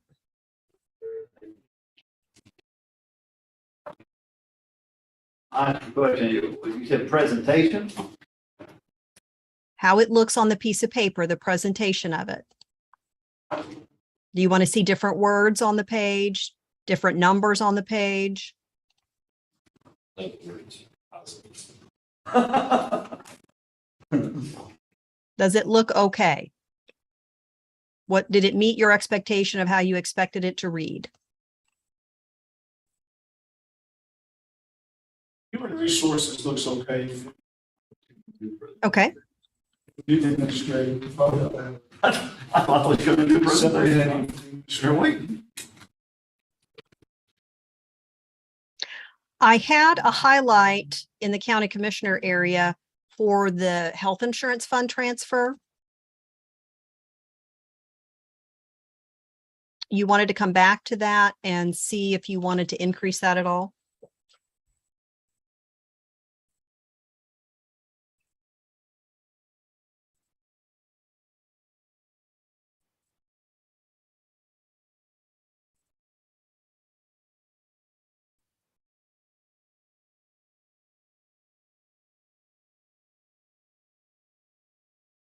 Yeah, let's just look at it all. Now, is that the retiree health insurance? No, that's the regular county employee health insurance.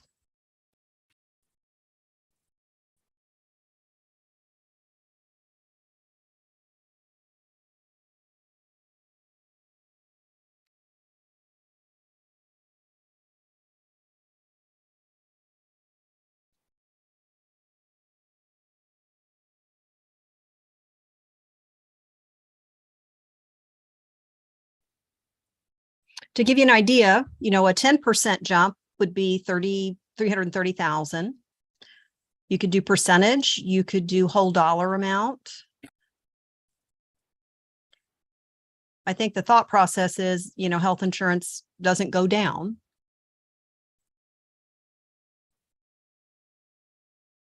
On the balance in the account,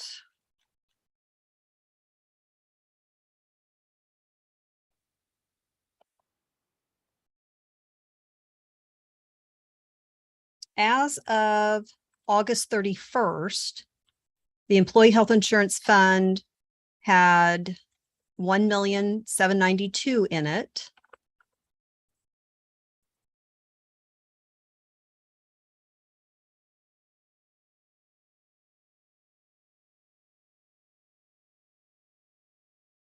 So the balance had grown a little from the prior year. So what I'm getting at there is on a cash flow basis, it's holding its own right now, but I don't know anything about upcoming premium changes.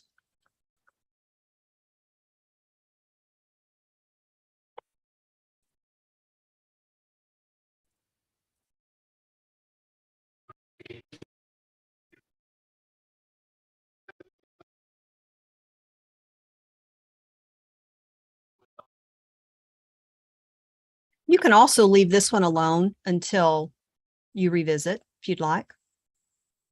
Well, what would be a reasonable increase? Just, either way, we may need to revisit it, so you want to put just a little increase in there. Good. Okay. Uh, How do you feel about something like 100,000? That would be about a 3% increase. That's fine. Let's go with that. I was thinking 2, but that's fine. Oh, 2, let me calculate 2 for you. Is 6%.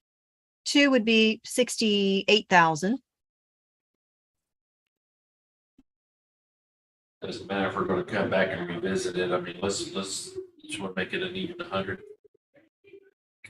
Let's make it the 3, the 100,000. Okay.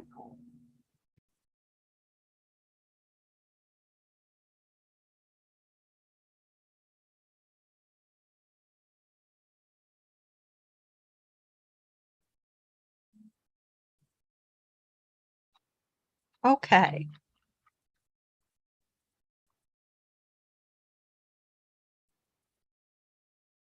So with all of those changes in, then you are about 69,552 to the good.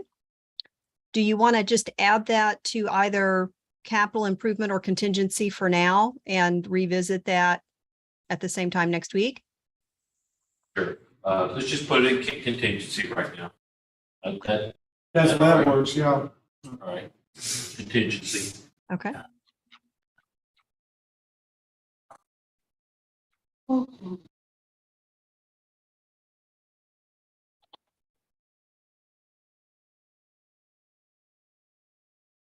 How you doing down there, Tammy? All right? Eat more candy. Okay, that gets you to a 0. So what we can do is leave this the way it is right now, and let's look forward a little bit.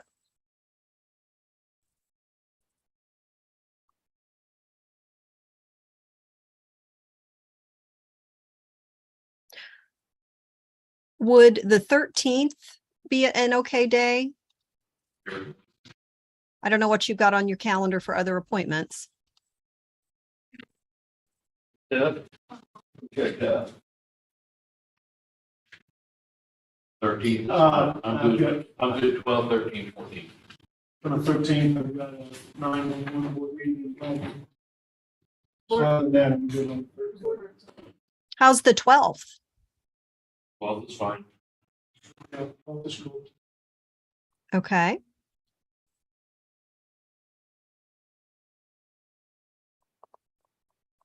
I have a Zoom meeting that starts the 12th at about 11:30. I don't know that we would need a full morning to do what you've got left. So would you prefer to do something in the morning or in the afternoon? We could do an afternoon session. My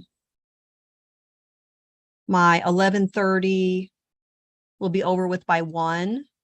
So if you wanted to do like your normal, Say 1:30 or give you Yeah. time. Something for lunch. Give you Yeah, time. sure. You do it earlier. You prefer the afternoon time then on Wednesday? 1:30 on that 12th. Sure, Okay, we can do that. When we do that, you okay on that, Nick? Okay. Can Stephanie reach out and make sure that EMA and the circuit clerk can be available to make that all cohesive? Yeah, I'll get a hold of them. Okay.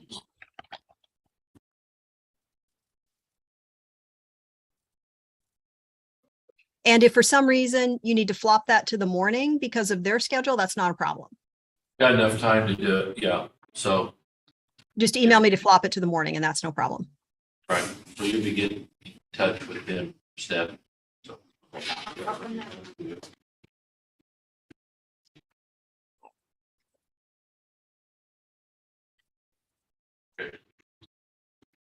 Anything else you need?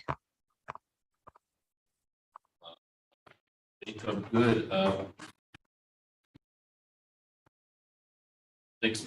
What time? What time? 1:30. 1:30 today? Yeah, because everything else got moved to yesterday, didn't it? Yeah. Yeah, so Yeah, so that'll give us plenty of time if we need to go over, we got time, we're not gonna be pushed or rushed or anything. And, we'll be good on Wednesday. Yeah. Yeah. Okay, perfect. sounds good. Thank you, Kim. Thank you very much. If something comes up, just shoot me an email or anything and we'll incorporate it into your Wednesday meeting, okay? Thank you. All right, thanks. Bye-bye. Again? I was just gonna tell them that those participation agreement people were coming in after the CMS. Today, Yeah. Well, I tell him because I don't. He might have thought that it all. You know, one thing that, Amanda might have been, maybe not realized or whatever, I don't know, we hadn't really discussed it a whole lot with her, and I just presented her with this idea, but she might have been thinking too that we were going to take that salary out of her budget. If we moved her, Yeah, So- I'm not sure what you're thinking. I know that she's probably thinking about another employee that she. but, but and I get it. Which is a big. That's a busy office. She They do a retains- lot of stuff. But once again, she would retain that salary. She keep the Have it to fill at a lower rate. Personally, I would like. He knows his stuff, that's everything. So, I can see. Oh, minutes? What you tonight? Well, that's- Incorporate all that together, consider her bringing by hiring by, starting all over. Well, as far as the minutes go, that would be up to Amanda and her, to train her employee to take over the minutes. That's on Amanda. So. You wouldn't necessarily have to be in every meeting. You could be if we need you, like Brett said, we can call you in.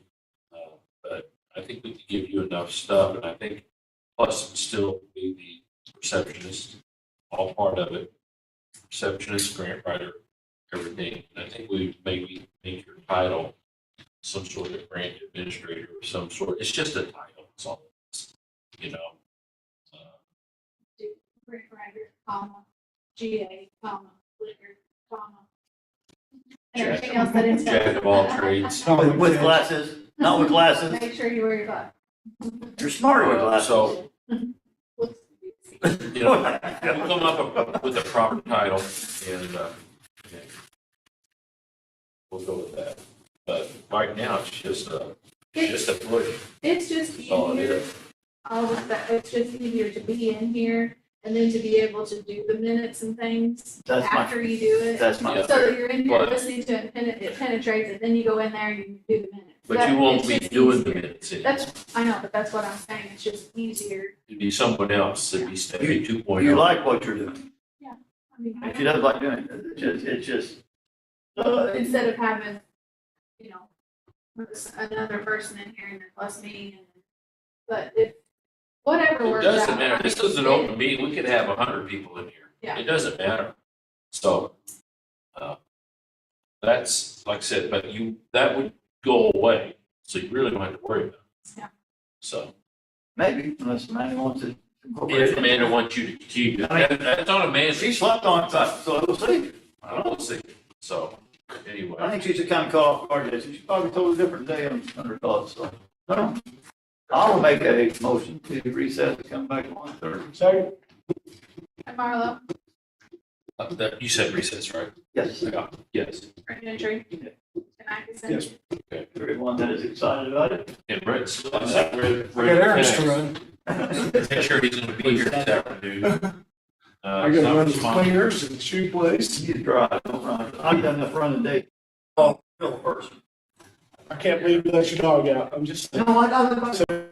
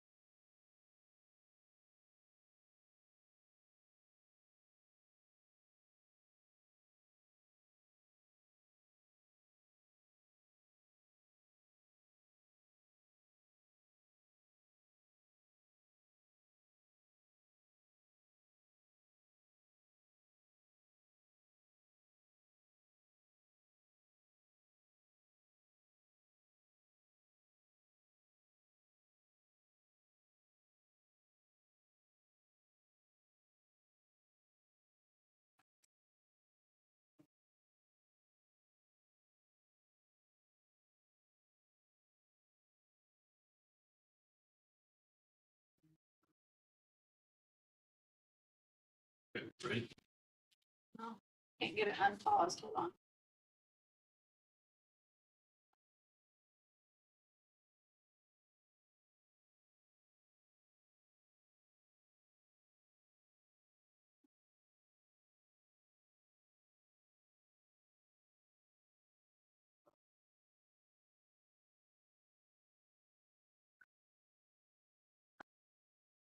Okay. We're reconvening on October the fifth. It's 1:40 PM. Roll call, please. Jim Marlowe, Present. Bert Gentry. Tim Okay, today we have a presentation by CMS. I'll let them know though, before we get started, that we do have someone else coming in here at 2:30. So that's for another issue. So I'll turn it over to you. Yes, sir. Okay. Well, good afternoon. My name is Eddie Kimball. My admin is Kelsey, and we bring you greetings from CMS local government. We've worked with Julie down through the years.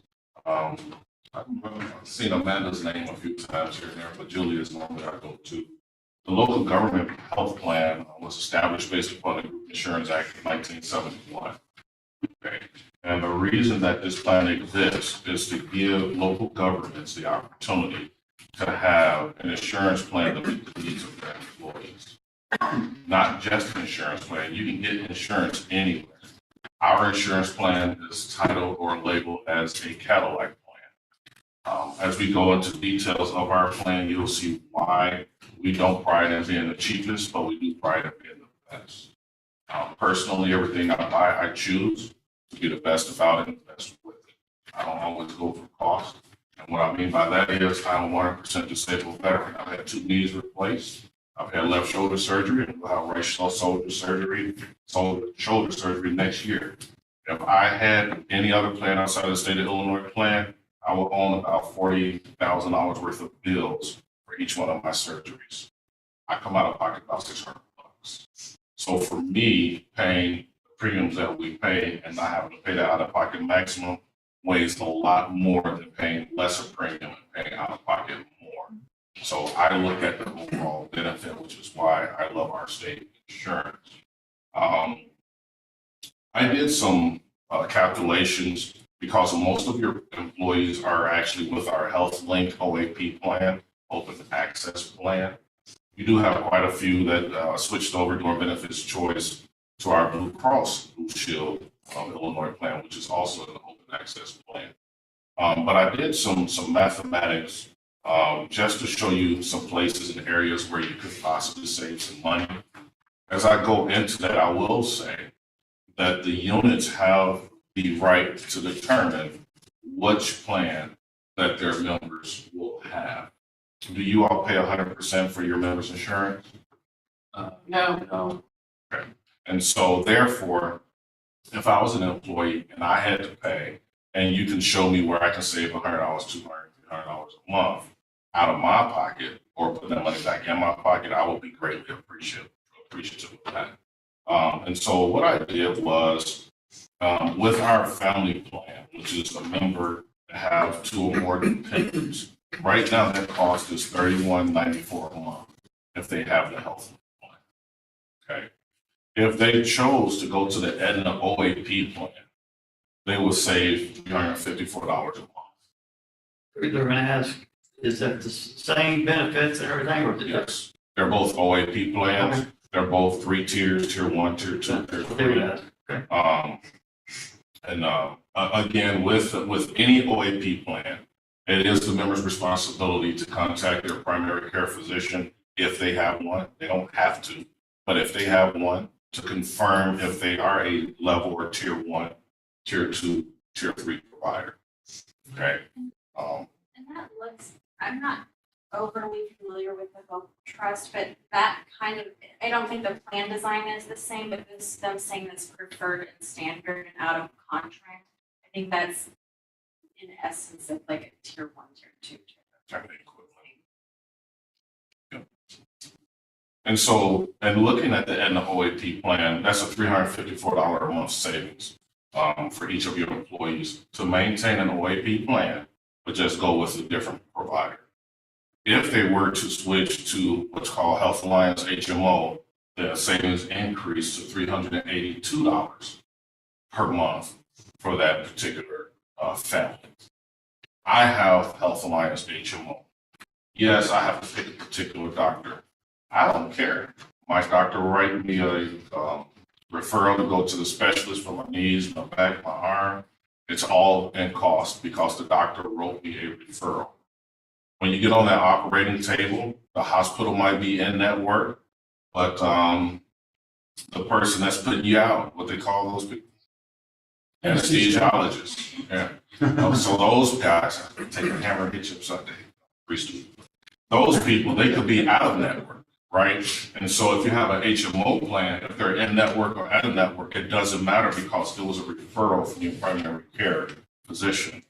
If you have an OAP plan, there's a chance for one of the plans that have been presented, there's a chance that if that person is not in network, you could still experience out of network costs. So that's why I always tell our employees or the employees of our units, make sure if you're gonna have a major procedure, find out and make sure if every component of that procedure is in network. Now, of course, if you choose one of our 2 PPO plans, you don't have to worry about it. Everything is included in that network. So I did another comparison for those who are on HealthLink now.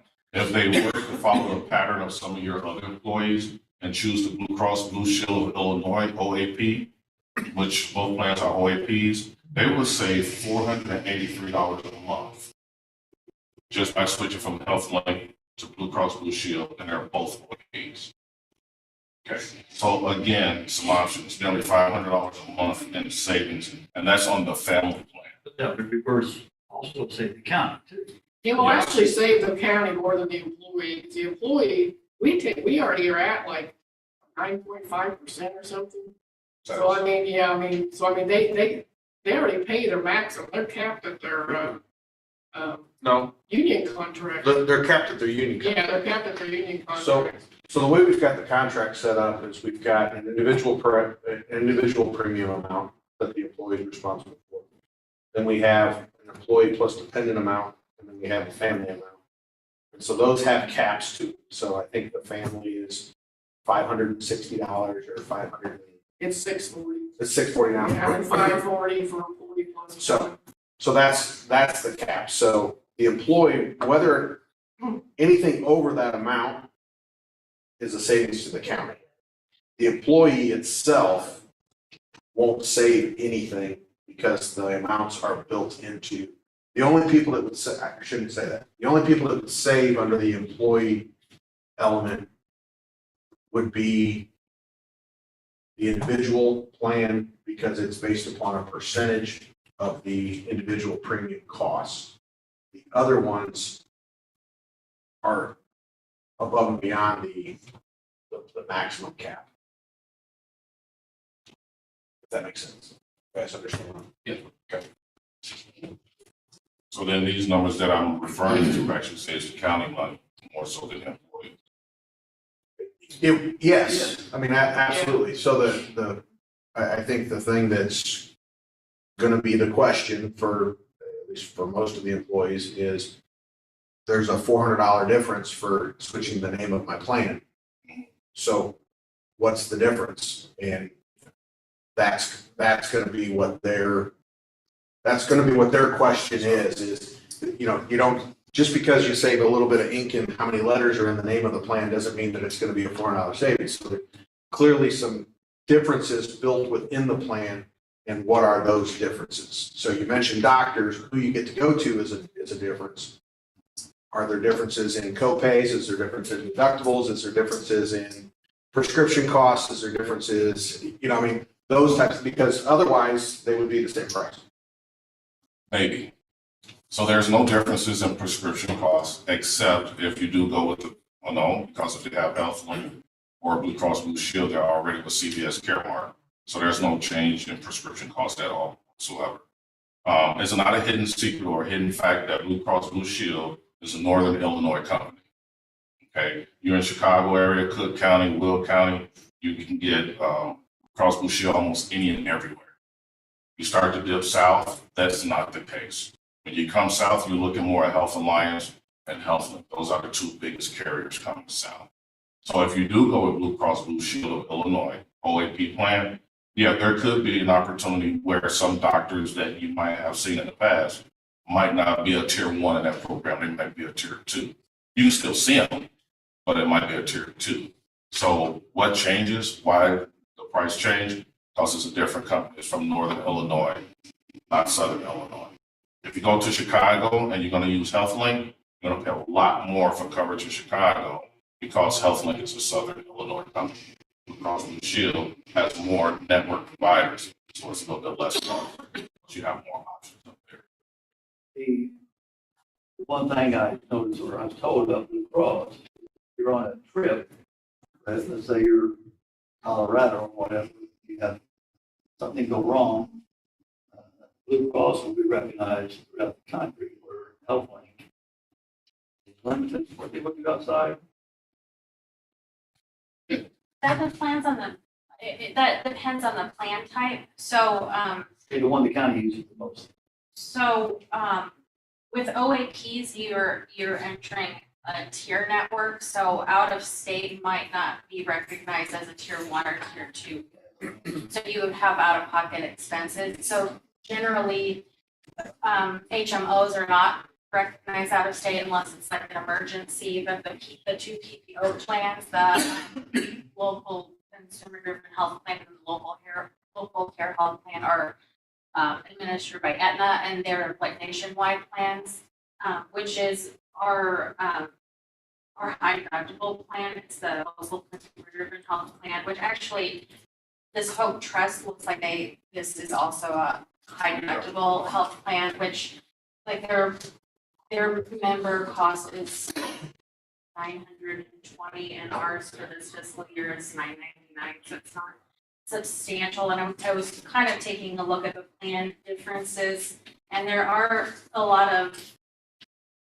some similarities in regards to with the out-of-pocket maximums, but the way that they reimburse you, like for deductibles, I guess is different because ours you just pay up your deductible until you meet that your maximums basically, and then you're paid at 80% and then 100%, and that's just how it works. So you could potentially be paying a lot more out of pocket if you're visiting the doctors in these. It appears I would need a little bit more information, but the high deductible plan that qualified, like we don't offer an HSA, but we allow units to offer third party if they want to have that for their employees. But this local consumer driven does qualify members for enroll in HSAs if that's what they want to do. That's just something it's up to units if they want to have that, but that would be the high deductible plan. And to piggyback on what Mr. Brent said, if you've been in the insurance industry for any length of time, you know name recognition goes a long way. I've heard of Aetna forever and a day. Blue Cross Blue Shield is not new on the block. They've been around forever. And so when you mention about going somewhere else and somebody recognizes the name Blue Cross Blue Shield, it's like recognizing Michael Jordan over Eddie Kimball. Everybody knows who Michael Jordan is. It's a name recognition. So even with our OAP plans, you do have the ability, if you have students or some of your children go away to college, or maybe some of your spouses work in a different state, you can have what's called a family network. Reach out to the provider, which would be HealthLink, Blue Cross Blue Shield, Health Alliance, and say, hey, my son is going to Georgetown University. Are there providers there that they can use that are tier 1? If there are, even with your open access plan, they will give you a partnership to where now they can go to the provider in their area and still be considered tier 1 because of the name recognition and because of the state of Illinois status. We actually just received an award from the entire U.S. where we have the best offered insurance program in the country. We have a plaque in our office for that for the state of Illinois. So once again, you kind of get what you pay for, and this is more of a Cadillac plan. But even with that being said, there's still opportunities to save money. Give you another, for instance, for your individuals that's not on the family plan. If I'm just an individual employee working for the county, my premiums right now for HealthLink is $1,288 a month, $1,288 a month. If I chose to go to Health Alliance Insurance, which is an HMO, I can save $154. That wouldn't necessarily be me, maybe, that might be partially to the county. If I'm on HealthLink as an individual, I go over to Blue Cross Blue Shield of Illinois, OAP, I can save the county $195 per person. So there are a myriad of ways where you can save money for the county simply by adjusting the plans for the members. Now, Kelsey, tell them one of the hospitals that you called down here just to do some comparison. Well, I wasn't positive which you utilized most frequently, but I believe it was Heartland Regional. And I know that they, I spoke with one of their insurance representatives, and I know that they are Health Alliance HMOs with referrals. And then they do accept both of our PPOs, which again, that's the local care health plan and the local consumer driven, which are the nationwide plans as well, which like I said, I think it's a equivalent to this type of plan design. It's a little bit different. My concern is, so this works off of a reimbursement. It seems Julie was kind enough to forward this whole proposal to us, but I guess my only concern is I just would want to make sure it's not one of those pools that it don't get a reimbursement out of it. Have you guys heard of Egyptian Trust? They're out of St. Louis. A lot of school districts in the South are with them right now. They're kind of a pool program like we are. Right now, they're having financial issues. So a lot of the units that have left us are now calling us for rate quotes because we're sound and stable with our monies. Okay. Legislator passed a bill 6 years ago stating that no one in Illinois government can take our funds and use it for anything. They can't sweep our account. Right now, we're $7 million solid in our account. That's after all of our bills are paid. We don't have any claims holds or anything like that, so there's no delays if you have members submitting claims for any type of procedures, doctor's visits. That's across the board with all of our plans. So that was my only concern, because I, just having worked with Williamson County for such a long time, obviously we don't want, we're not, local's not a business. We were established as an entity to help units of local government offer insurance to their employees. And then, as time has progressed, there's been more opportunities available to you, and that's great. So Eddie, as he said earlier, our plans have remained fairly rich in design, which has reflected on the cost. So we do see units come and go because we understand cost is important. But that being said, we generally have a lot of positive feedback about our plans. We're constantly expanding our plan designs and rates. For example, we had a set tier structure, which has been expanded upon last year, that allows us to insert additional rates for like in between. So it wasn't, so units that were big and improving were also pulling the others like like to. Not sure how to articulate it. It was the design that our actuary worked on with our CFO, and it allowed us to give better rates and less increases each fiscal year, essentially. And we've also, and that's why I don't know how familiar you are with our rates, but Julie might be. Like all of our OAPs used to be the same rate across the board.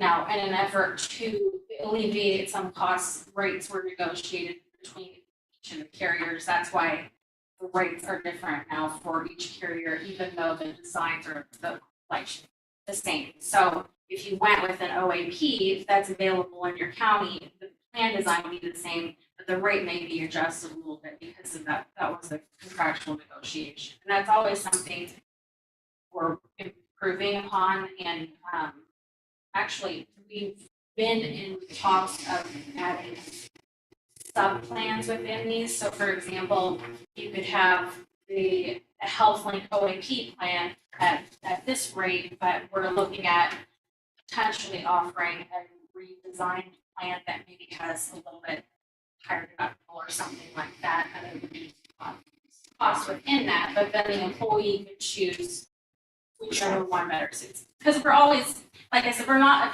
a business. Local government doesn't make like profit off of the entities that enroll with us, so We don't get bonuses. yeah, so we always try to advocate for the members, and we we like working with Julie because she's, always hands-on. That's why we know her voice. But so we understand the positions in regard to funding and things like that.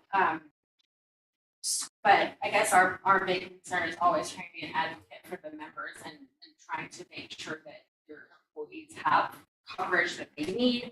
And the one nice thing about local is we work hands-on with, we are the liaison for your members. So Julie can reach out to us directly, make changes. You don't have to go through any other parties. We do have health and vision is included in our policy. Oh, health, dental and vision health, obviously. I want to piggyback on that too. I don't know if you all are aware, but the state of Illinois has launched a project called Be Well. Why did they launch that project? Be Well is an initiative for any person in the state of Illinois. And we have programs that help teach, and is ran by all of our plan administrators, how to better your health. I have high blood pressure, but I do not have diabetes, right? Some people have high blood pressure, diabetes, and this, and that. The Be Well program shows you different ways of making foods to better yourself, to different programs. Like we have a walkathon coming up. We do 3 or 4 of those a year.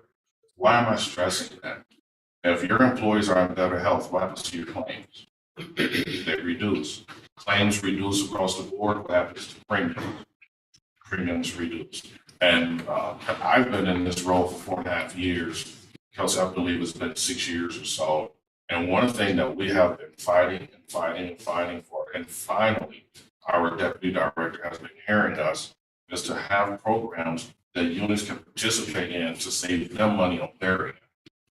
Like I stated, we don't get a bonus, we don't get all these other things other entities might get. Our hope and our plan is to grow local government. We used to have 20,000 members before the Affordable Care Act. We're at about 5,000 now. We have fire departments that left us 2 years ago. They're signing up right now. And I give you names. We didn't want to print a name of all of our units. I didn't think that was necessary. However, we do have units that are very viable. Yes, sir. Okay, got a couple questions. So people in general in life don't like change. Okay, It's true. here in Wayne County, multiply that times 10. They really don't like change, okay? So when the other company came down here, which I'd never heard of in my life, but I never heard of you either, so until you come on. Yes, sir. So they claim that they can mirror everything you do, which is almost identical for a lot less money. It's a sales pitch, I get it, So that's one thing. And then I also heard you say basically is if we decide to pick one company across, let's say, if we would see a drastic decrease. That's great. Okay. But then you're gonna have people on health links say, I don't want to change health links. You have to go hold up on the other. So I experienced the trust in a different way, liability trust, when I said years ago. And I brought this up to them the other day. I don't know, it was terrible, but this could be the greatest thing in the world, because I don't know. So are you saying a lot of your customers going this whole company, are they staying, are they coming back, or any? What do you say now? I'm not saying hope, Yeah, I've not. because I've never seen even this heard of hope. company before. Oh, you're on the St. Louis one, you told me. The Egyptian trust, a lot of our entities left local government and went to Egyptian trust because they mimicked us. They created a pool. They attracted people to come in, drastically reduced their rates. A lot of things, and I don't know if Hope Trust do this, I don't need to speak to them, but a lot of companies out there don't tell you that once the second year hits and they look at your aggregate claims data, your rates can skyrocket more than 20-30%. That can never be the case with local government because our law state we can never do that. So now, not only that's happening, their funding, their money is now running out because of these high claims data. So they're not solvent with their funds. So a lot of companies, school districts in particular, are now looking to switch either back to us or some other company. I state that because just because you can mimic Michael Jordan don't mean you're him. Just because you can mimic a great quarterback don't mean that you're just as great. Companies that mimic us because we have the best. And we know we have the best. They want to be you. I've They got no want trouble pride. seeing that. I did, they said this pitch, they could, were identical for this and that. Well, I didn't see some of the doctors I go to on the list. So they're not identical. Well, I give you one way, and this is all I'll say about this. Have you ever submitted anything for reimbursement? I have. Who makes the decision if you get the reimbursement or not? Not you. It's the company that's wanting to issue you the reimbursement. They have to say you met every qualification. I'm a Christian, so I do a lot of things in parables. Right now, I just bought a brand new set for my kitchen, all LG. I have all the serial numbers, pictures of the appliances, everything. Uploaded it, sent it all in, said I'm good to go. They just sent me an email saying, we need you to take more pictures of the appliance before they will give me my 10% back of my $8,000 that I spent. That's what you're looking at in getting reimbursements. And so I'm glad we don't do reimbursements. You pay your $40 up front, you go see your doctor, you're done. You go to What's reimbursement of that? Well, they have this health plan, it's reimbursement for in-network deductible co-insurance, co-pay expenses, but that's part of the Because they're- under other group medical plans. So they say they'll let you. Their tiered system, their preferred is no deductible, no copay, no out of pocket. So why do you need reimbursement? There's not. That's why I'm asking. Well, It's on that's, their plan. well, that's this back one, but this one, part of this is also, they're stating they'll reimburse for, like, if you were to leave mid fiscal year, so members wouldn't lose deductibles. But, so I guess when I was looking at this, I wanted to have some more clarification because they have these in this preferred, it's a 0% deductible. Correct. So does that mean your members would be paying 100%? Nothing. But what would the, so you're, So then how do you achieve your how out-of-pocket did match? they? You don't. There's nothing. If you go to, so for instance, Heartland Regional was an example they get. If you went for your knee surgery, your shoulder surgery at Heartland Regional Hospital, pay nothing out of pocket. It's all covered by the plan. Is that in this preferred It's in part? the preferred. So they have to meet the preferred, so you So have they've got a list of the facilities that are preferreds. Then they've got a list of the facilities that are in network but not preferred, and then they've got out of that's network. their tier. That's their 3 tiers. Correct.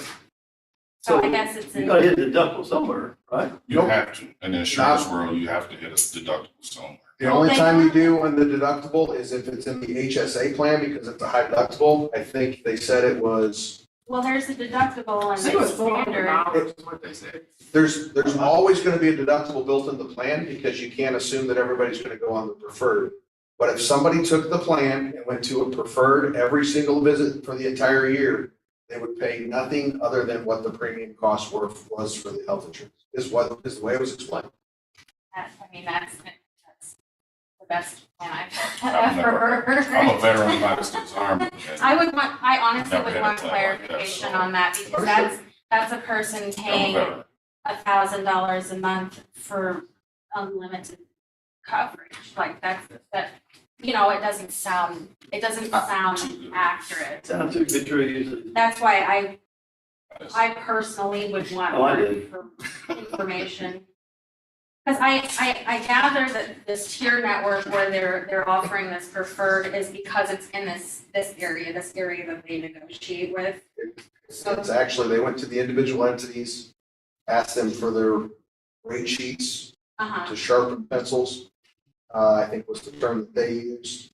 They came back and said, this is the percentage of Medicare that we would charge. This is the percentage for facility and for doctor, et cetera. They came back with those rates and said, if you'll do those, then we'll put you in our preferred category, and then went back to the employers and said, we've locked these in at these entities, and therefore we're gonna waive anything. Same thing with the health departments. If you go to a health department down here right now, they're saying that there's no deductible whatsoever. They'll pick up all costs the health department will charge you. Well, how much savings is there supposedly hoped for the employees? I don't know. Julie? Well, Well, it depends on what tier they pay. Okay, yeah. but say the exact same thing you got And now. from what I understand, like if they go to Heartland, I wouldn't go hard. they don't, yeah, USIH. they don't pay nothing. But from what I understand, if they go to SIH, they have to pay a $400 deductible. And then I think after that, everything's paid. And right now, we don't have a deductible. That's where 80% So of any people go. SIH facility, they're gonna have to pay $400. Maybe not. With the health link plan, Well, they don't have Health Link and Blue Cross. They just have preferred and standard. no, I mean your existing. Oh, no, our existing I know employees, you like you guys are paying. board. Because I know No, you guys is playing, I mean, SIH takes you guys, I mean, that's Blue Yeah, I was Cross. gonna say, Health Link. They two don't- hospitals. SIH is the hospital everyone goes to here, not Heartland. What do you call it? so, So let me ask you this question. With that being said, if my copay is $40 to go see the doctor, and I go see the doctor 10 times that year, that's my $400. I will take a poll in this room right now to ask how many of you been to the doctor 10 times this year. I haven't. Sad, raise my hand. Well, I haven't. we're not talking about psychiatric, you know. But this is factual data. How many of you have been to the doctor 10 times this year? Most of us haven't. So how can you save on something you're not even using? Just ask. Just a different way to look at it. I've never heard of a plan where you pay a deductible and everything is 100%. Can't say that anymore. And I serve my country. And it's not that way, so. Is I that- have heard of it. You're right today. And like I said, I've never heard of Hope. I have nothing bad to say about them. I don't know them. yeah, And even if I did, I wouldn't say nothing bad. But I don't know them, so I can't really say. yeah, like I said, like we were saying, we do try to be an advocate for our units and their members. I did look into what they were offering, but I did want some clarification because I didn't think some of it was. So the employees are going to ask a simple question. Is Hope exactly the same as I got today? And what is my pocket gonna be? That's what they're gonna ask you. So what is the issue? Well, if I you don't go think with they can preferred, answer that. No, I'm talking Julie. Well, so say. But based on Hope saying that. No, I'm looking at her. if they go with preferred, it's better. If they go with standard, it's gonna cost them more money. So they're gonna have to go with the preferred provider. Is it preferred exactly like they have now? And I'm an employee asking the question. Is it mirrored like they said it is? Preferred is better than what we have now. The standard is not. Standard is not, and that's where they will save money, right? No, the preferred will save money. So the preferred, But Julie, boom, Julie, there's the you know what other they're gonna say? that I think CMS was attempting to bridge upon was there is another savings option for the employees in a high deductible plan. Yeah, here we can save by switching. And you guys said you can do a high deductible plan as well. Yes, sir. we Remember, offer. I sent you guys. Some of your members are actually on our So you're leaning towards the, Because the, really any savings goes to the county because the employees are in the caps. Which is why the employees are gonna be keen on, is it the same company? We all have Blue Cross, everyone in this room. And we're fine with it. You know, we switched last year. And so, you know, and it is the same plan as Healthline. I mean, have you guys noticed any difference? I've noticed it. I'm not into the doctors, I don't know. But see, well, you can go to a store. But, Somebody bring a point. I've had 7 calls about they've heard through the grapevine we're switching insurance, and they're No alarmed, one's called me. as they are on everything around here. Well, that's why I'm just simply asking the question, that's what they're gonna ask. Is it the same as I got now? Is it gonna cost me more money out of my pocket to get it? That's what I wanna know, that's how I'll make my decision. We added Blue Cross last year, you know, and so no one wanted to switch because, you know, it was new. And this year, we had so many switch because the entire jail switched last year and they all loved it. Is it? And it's cheaper. And so this year, the entire sheriff's department switched. And so we've Really? still got, you know, this building over here, a bunch in here, and the entire highway department is still on Healthlink. Because we have all the travelers next door, and one guy even went to Guam and was covered with Blue Cross. He told me he got injured down there. So if per se, the county would say you are getting Blue Cross, period. I would like to see what savings that would bring. Well, I think the other question nobody's asked is whether rate increases for CMS. Well, I'm assuming he's gonna get there. Well, so, Rate increases. You guys even know for next year? No, we don't know Yeah, for you next don't year. know for next year. We're locked in until July. What's it been on average? Well, last year, it didn't raise at all, Yeah, but I this thought year I it thought raised you a held little last bit. year. yeah, Yeah. the last 2 we years, expanded our, that's when we Yes. expanded, and had each plan had its own tier, so it kind of helped us Subcategory. alleviate costs, yes. so we went from a category and a subcategory, so we can save money. And we did what's called a buy down. So because we're so solvent, the monies that we had in the bank, we purchased, if you will, to lower our rates more than the industry. The industry average is 8.5%. Okay. The units of ours who went up saw maybe 4 or 5% instead of saying the 10 to 12%. With 7 billion in the bank. It's million, not billion. Oh, I thought you said- Million. I thought you said billion. If I did, Oh, you didn't. all right, we need a raise of 7 billion. So for example, the Blue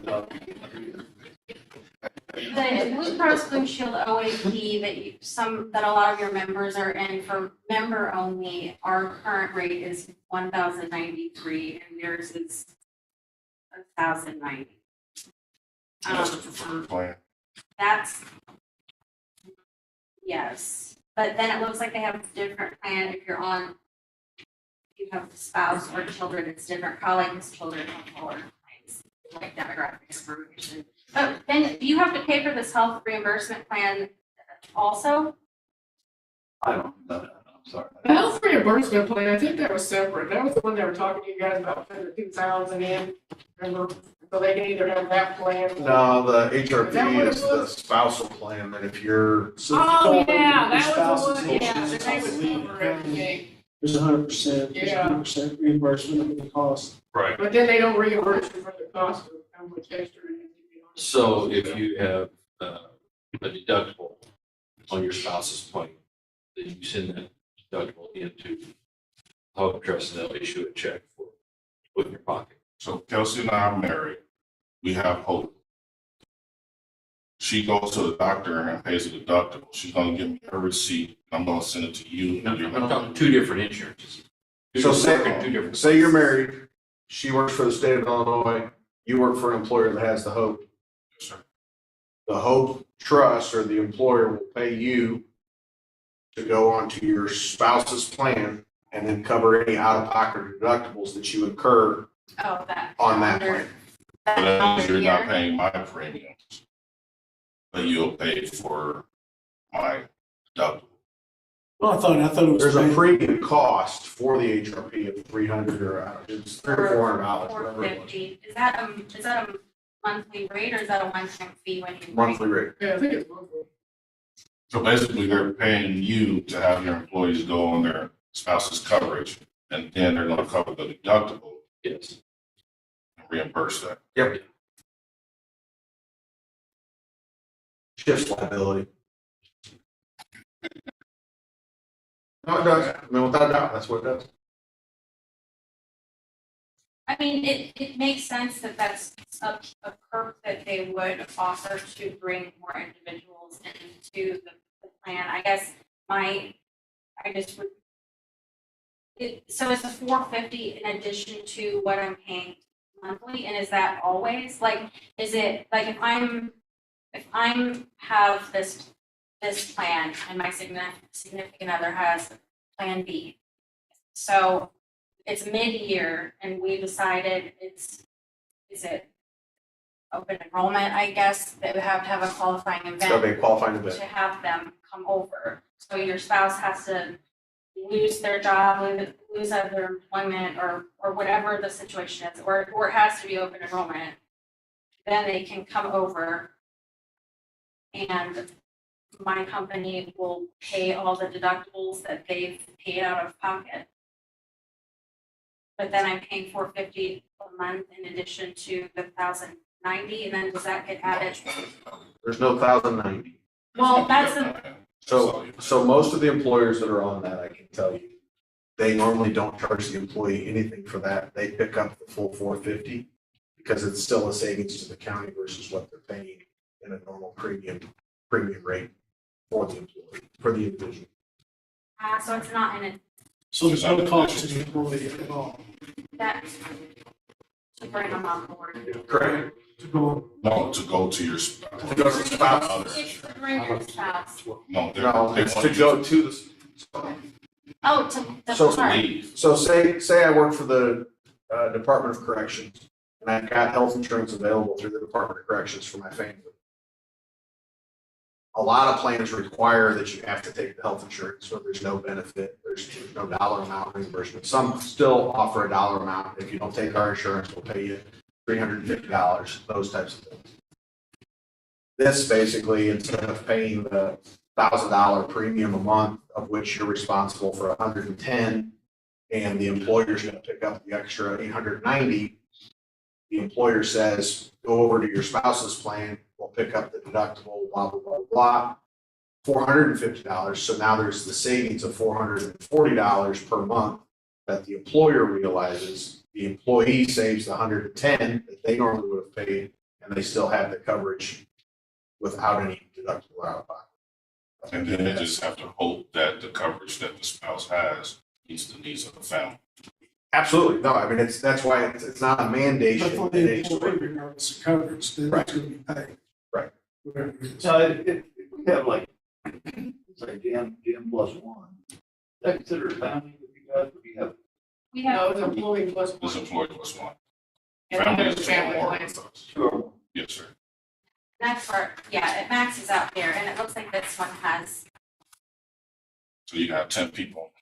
And we have 10 children on your plan. 10 people. Or some people get married and their spouse might have had children And prior. I want to say that one has an employee spouse, an employee child, and an And employee family. plus two. Yeah. yeah, so our, like, I'm just trying to look at examples. The Blue Cross Blue Shield OAP was the number that I said earlier, so this one of theirs is 1,090 and ours is 1,093, excuse me. We don't have plus spouse plus children, we just have a plus one. So theirs is spouse is 2,180 and children is 1,910. Ours is just 2,099. And their family is 2,565, and our family is 2,711. And I assume their family plan like maxes out, like I assume you can add, it doesn't say. But like ours is, I think ours is fairly common where it maxes out at 2+, so you could add 3, 4, 5, 6 dependents, and that would be your rate. You would have to still meet certain deductibles for dependents depending on the plan, but that's not very common. So in recognition of time, because we're just about one other thing that local government offers. You know how I mentioned before, where if your anesthesiologist is out of network, you have to pay that money, right? With local government, we have a unit or department that's called benefits claim and support. So anytime any of our members, Julie and I, we've been through this a few times, have an issue with the claims, being coded wrong or something like that, we have a department. All they do for the entire state of Illinois, retirees, current employees, universities, whatever, is deal with claim issues. I would say 99.9% of the time, we get them rectified in-house. There's no, and a positive claim. So the employee ends up not having to pay, it's recoded, and it's done.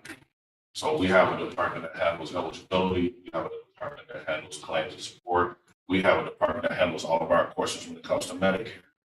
So we're not one entity trying to baseball roll everything to one. We have other entities that help us stay strong with the support system. And I think that's one reason why those people have had our plan for so long are highly satisfied with the plan. I've heard nothing bad. Any final questions before our time is expired? We truly appreciate your time. If you do have some questions, I'll fill them out to Julie and she'll email them to us and we'll give you a proper response back. Time to back. But do you by any chance, to the best of your knowledge, know what these plans would save the county? A number. As far as what we've got now compared to what you're saying. That's a mathematical problem that can be solved if you told us you want each employee to go to a specific plan. He laid out 4 or 5 of you, that's Yeah, I get which one. I gave 6 instances as to if they switch from HealthLink to this one, you Can say. you do that with each specific plan to get back to us? Spreadsheet, like you come lay it out.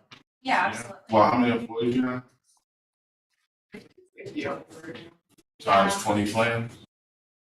Yeah, you're sitting at, you've got several different plan types across your members. So if you can, so if you Okay. continue to offer them the option to choose. I just do the OAP because. Yeah, stick with that. Yeah. Make it easy, the way, Yeah. period. Yeah, So we from can, HealthLink to Blue Cross? Yep. Okay. yeah, Show the op, show the op. And we'll do an HMO Okay. for those who don't have Yeah. an issue. That's what they're gonna we do. can run it with your We can do current that. members because you have several that are in family plans as well. And I think you have a couple retirees, so you would have to check their rates to see if they're like Medicare or not. That we can definitely get their spreadsheet. That's not a problem. And I will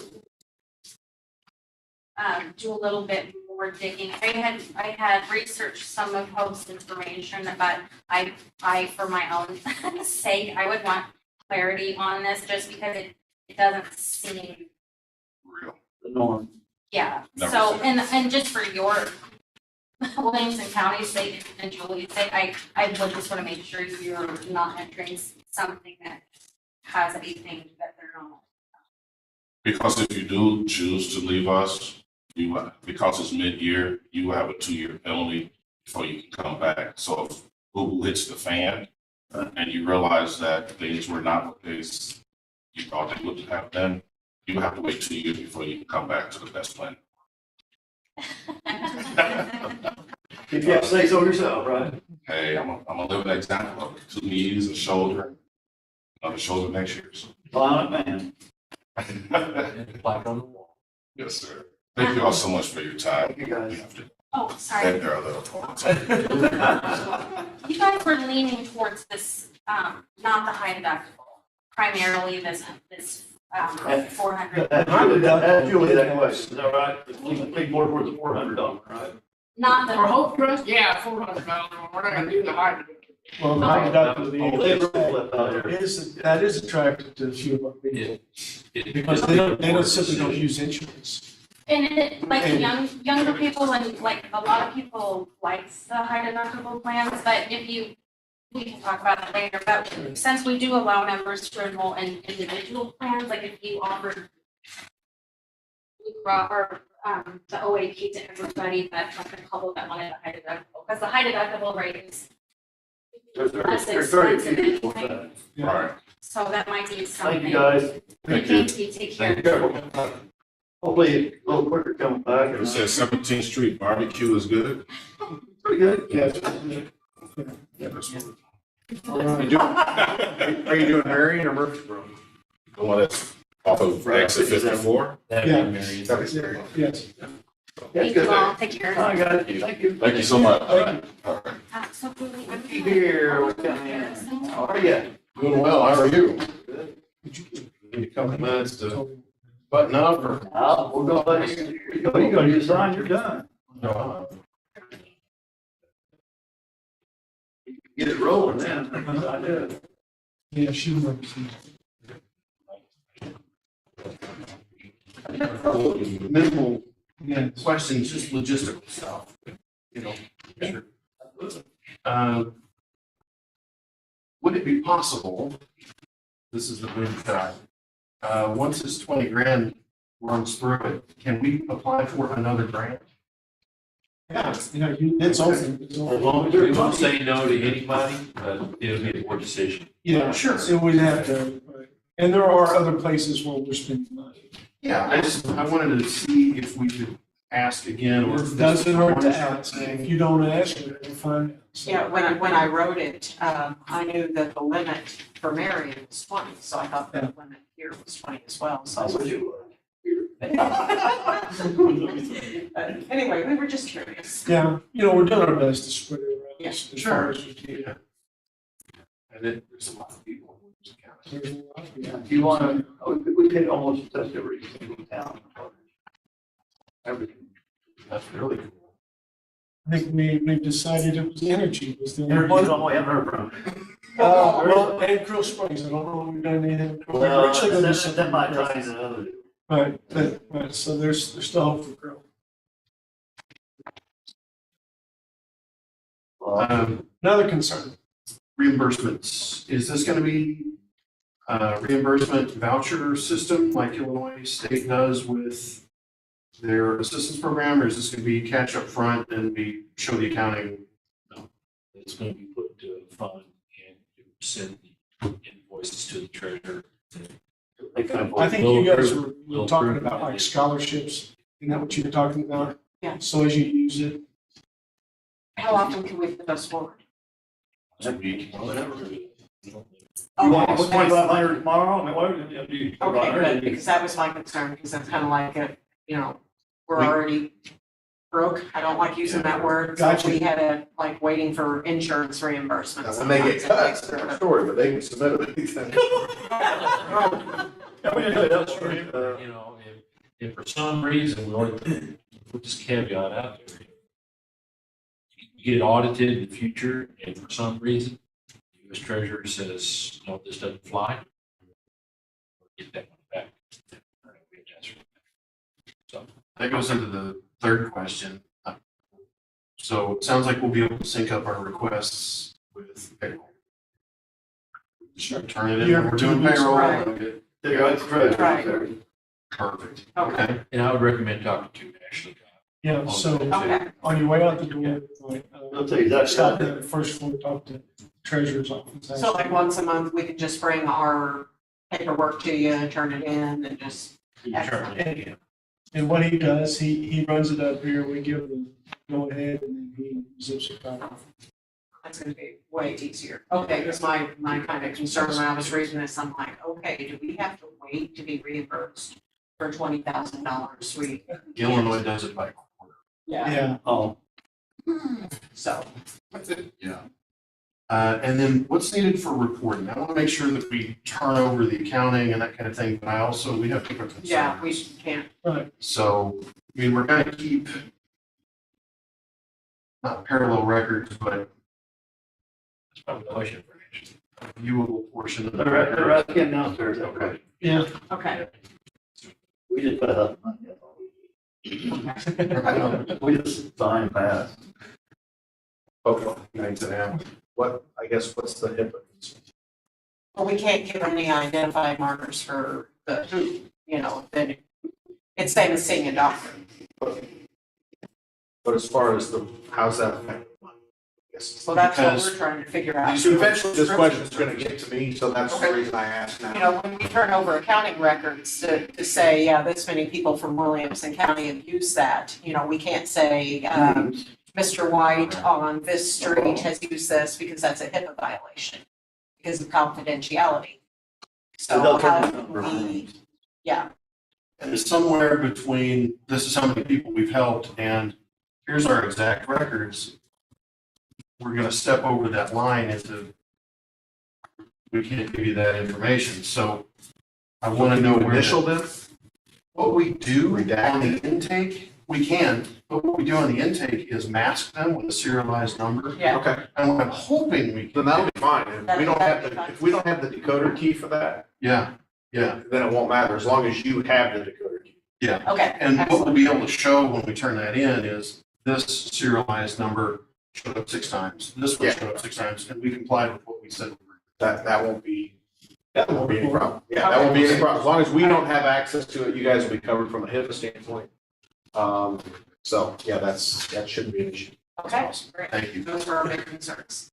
You might mention that to Ashley, but that's. All your big concerns were big Legal counsel already said that. They weren't very big at all. You got the original. Time away, baby.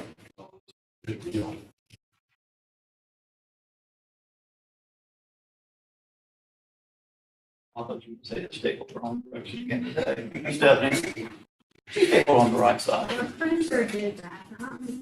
Sometimes that's how it should be. No. All right, we all freaked out. Imagine that. We couldn't bunch you. Tim had to go get it, his staple remover. You can't go stay right in the middle. You could have definitely all. That's the reaction we get from everyone. This is really helpful, folks. Yeah. Really good. Yeah, you guys are doing great things. I can Well, try at to least save when it it comes last to time. this. No stuff we do. Well, the brighter side of COVID recovery. What was COVID? So say to Mr. Huh? What's the most COVID? How many times you have it? 2? Do that I know. All right. I think that's, you back anything else for these guys? No. Thank We're good to you go. very Sir, we're good much. to go. Thank you. Thank you. You're welcome. Yeah. Thank you, sir. I didn't do anything. Thank you. God bless you and thank you. I didn't do it. You answered one question. You did. You You answered actually the did. It's one of their things they were worried about. Yeah, now I know how to do the accounting. Well, he didn't draft the agreement, that's for sure. Yeah, that's right. No. The guy that did. Jackie boy, what you up to, bud? Thank you. Moving forward. Bud. One thing about last year that might help. If you turn in a range of numbers, like if you went from the most expensive current plan to the most expensive proposed plan, and then from the least expensive current to the, you have a range that you could. Child. Next time election cycle rolls around, you could say, we saved this much money. Yeah, that's who we're with now. We had 2 people come in, it's kind of all brain balls. Brandon's council. Good luck with it. And, so we'll get a special deal, I mean, give us a call, we'll just tell a bunch of money. Mr. Reed. We'll go together, Hi, Jack. It's also appreciated that. You ready to sign your life away, bro?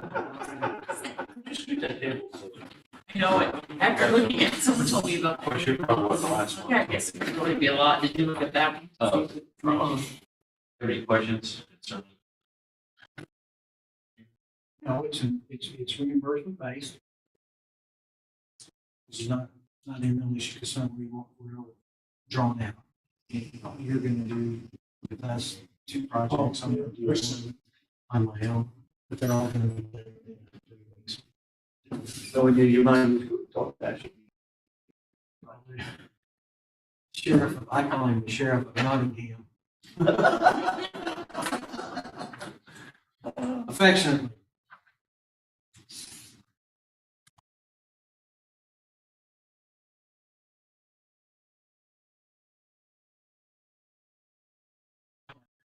Yeah.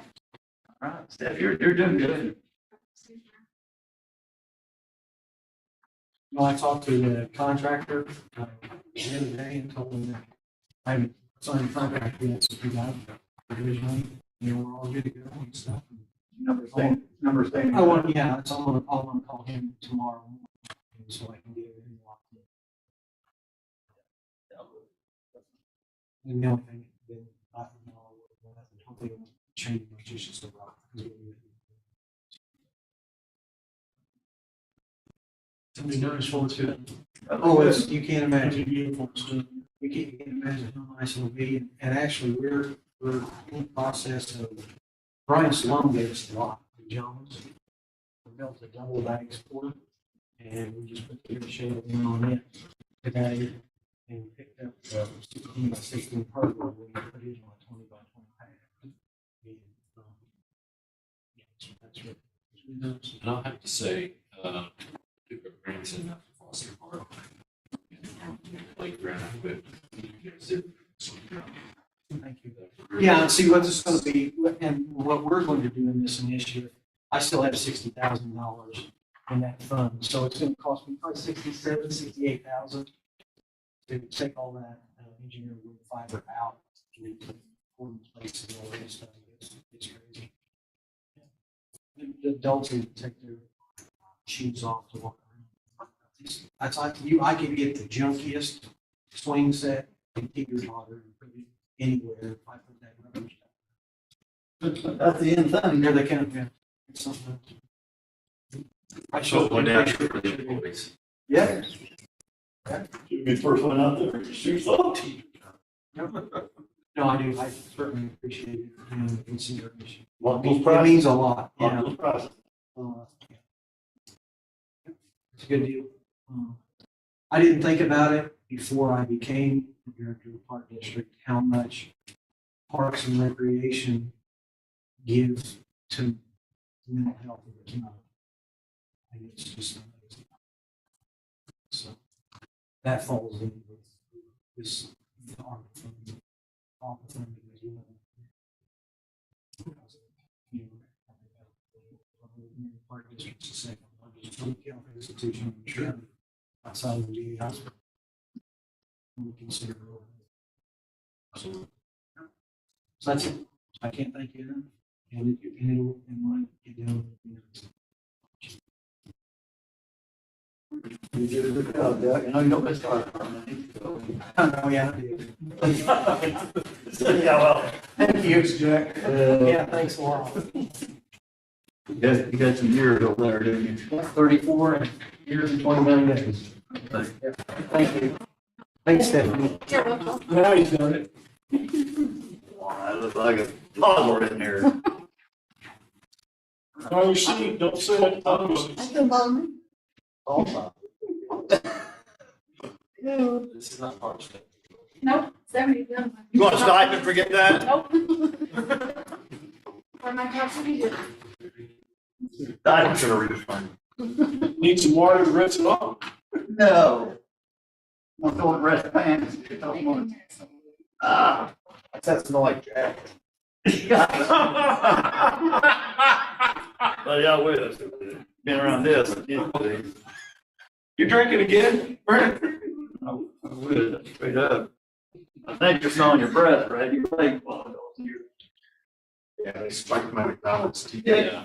Could you eat even more today? My God, I didn't think you were real quick. It was a fun morning you had. Preparation for the fun act. In other words, it kills more time. You want to go back.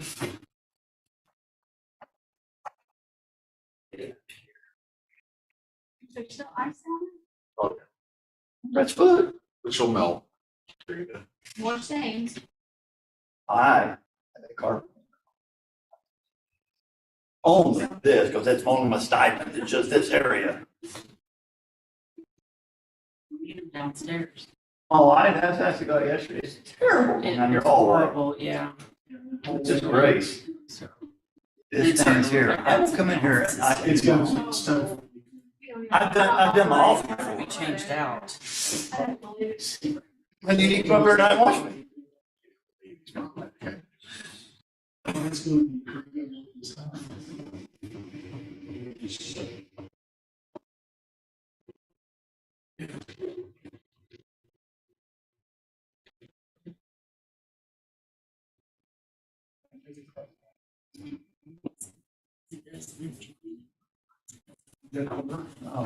It's so gross.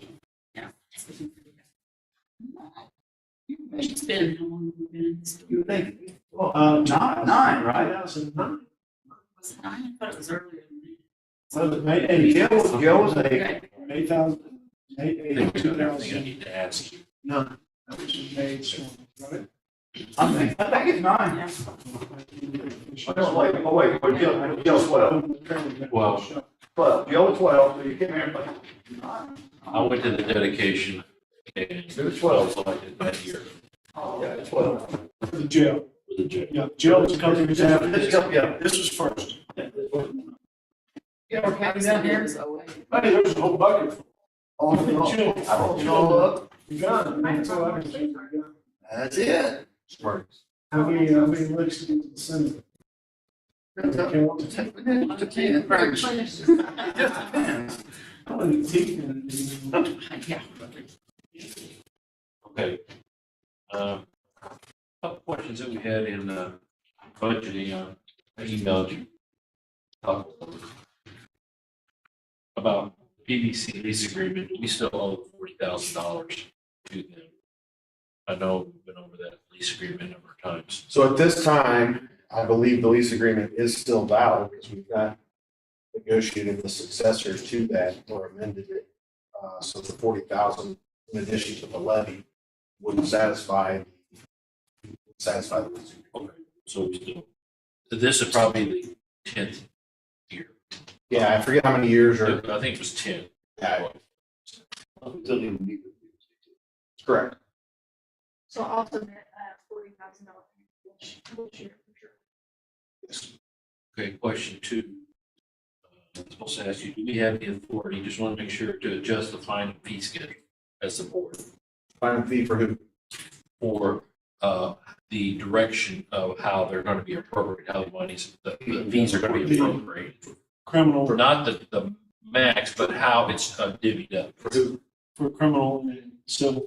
So the court system. Yes. So, yes, I thought those were set in conjunction with the chief judge, the state of Illinois, and the county board.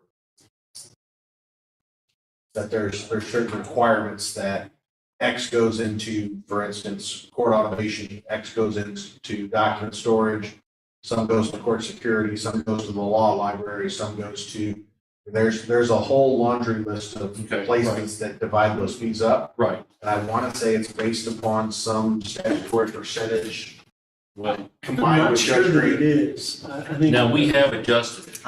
And we We actually, adjusted that, we adjusted it last year. yeah, but we have adjusted it in time past too. And also with the understanding that, I mean, I know what you're getting at. Judge Green said we could need to adjust the library. The law library, Well, Judge Green wants the law but- library. Thank you. But if it's in conjunction, that's my question. Do we have to have the okay when we adjust any fees from the judicial? That's my question. Or can we just go ahead and adjust? Okay. How they're being appropriate, not the max, but how it's appropriate.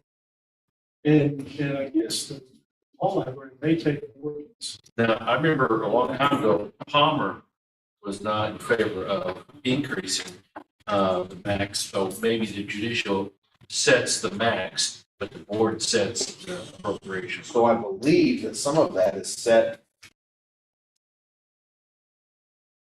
in conjunction with the auditor as well. They have to go through and do a study to determine whether or not the rates are in. And then there is a statutory maximum that I know some counties like Pope have already reached. They just went ahead and took theirs straight there. Well, this is what we need answers to. What can we do with these fees? What do we have the authority to do any adjusting as far as how they're appropriated? Okay. You know, taking, reducing a fee from this fund and putting it back into a general fund. Okay. And if so, is there a percentage? Is there a max? Obviously, none of us want to really are interested in zeroing out a fund, particular fund, but, you know, because they do have the purposes. But some funds have tremendous amounts, some don't. Okay. We're looking at it line by line. And on there too, there was, two fees, and I think there were $2 and what was it, $9? I got it. And I thought that went to the state. And I don't know, just curious, can that be adjusted too? If, I'm thinking, I bet we can. That's why I said, I think it's I think it's I was gonna go back. I think it's conjunction with a bunch of different places. Because I know that there's a requirement that you have, for instance, the circuit clerk's office has the court automation and the document storage. Right. You've got the anti-crime victim fund with the state's attorney's office, you've got, the law library, you've got court security, you've got. So-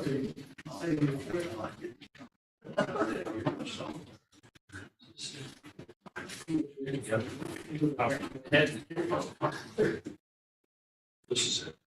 This is broken down. 5 minutes. Basically, like, that's the amount collected, the 307, and this is how the breakdown, down.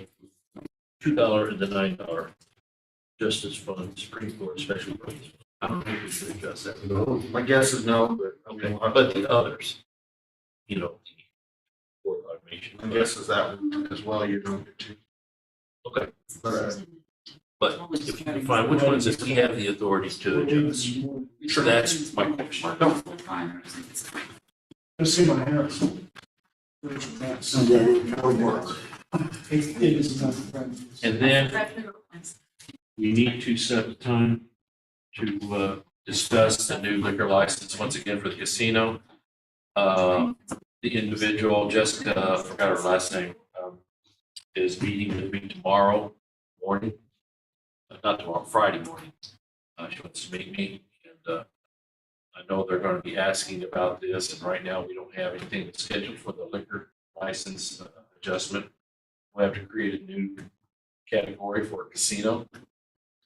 Let's keep in mind that the casino will be a 24/7 entity, not Well, just. I think the other thing that you guys have to decide upon as well is how that liquor license is going to come into play. In the sense of if the casino itself owns restaurants, do they fall under the general casino liquor license? Or do they have to apply for a liquor license for each different restaurant entity? Right. Or if is it the building, is it the entity?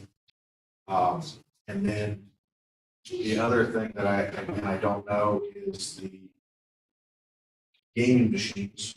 I'm assuming they're gonna have more than 5, That's a double lobby. but you know what I'm saying? I mean, but that is, That was my initial but that's a question. question. Well, and the reason for the question is this, so I know the casino's gonna have more than 5. Yeah. But the question becomes is if they place those machines inside of a restaurant, say Justin at Fujiyama decides he's gonna open up a restaurant in the casino and he wants a section that 5 machines are in, does he have to get that, or is it, again? Okay, this would be my suggestion to you. You email me a list of what to ask this lady when she meets with me, or if you wanna, if you're available, because. Or you can give a call. What time is she here? 10 o'clock. 10 o'clock Friday? Do we ever find out an answer on whether or not the gaming machines are in the casino, can they have a local county license? Or is that covered by the state? That's, That is to me, that was the biggest question. Liquor license, we can deal with it pretty quickly. That I think may take some time. Jessica Russell, sir. 10 o'clock on Friday. She will be here. And you're right, should they have, I mean, who knows, they could have a subway. Subway would sell booze. Would they have, would they have their own liquor license? Yeah. Well, I mean, Would they own their own machines? is it the location or, right, or can the casino say, hey, we're gonna put them in like at the airport? So they're gonna have a spa. They're gonna have a spa there. So the spa owner may be different. There's also an event center. And whenever the event center comes, somebody comes in, is it the promoter that has to get a liquor license? An overall liquor license still covered. So then There's a lot. Like a local run. we could discuss that with her and get an idea of who owns what, or and then. Well, yeah, I mean, you potentially could be better off doing a flat liquor license and it covers everybody. Now, I Or have. you could do individual, but then that's dependent upon them attracting businesses in there that are going to Now, do it as well. I call every entity in Illinois that has a casino and get an idea of what they do. No, there were a little more than 5. I think there maybe closer to 10.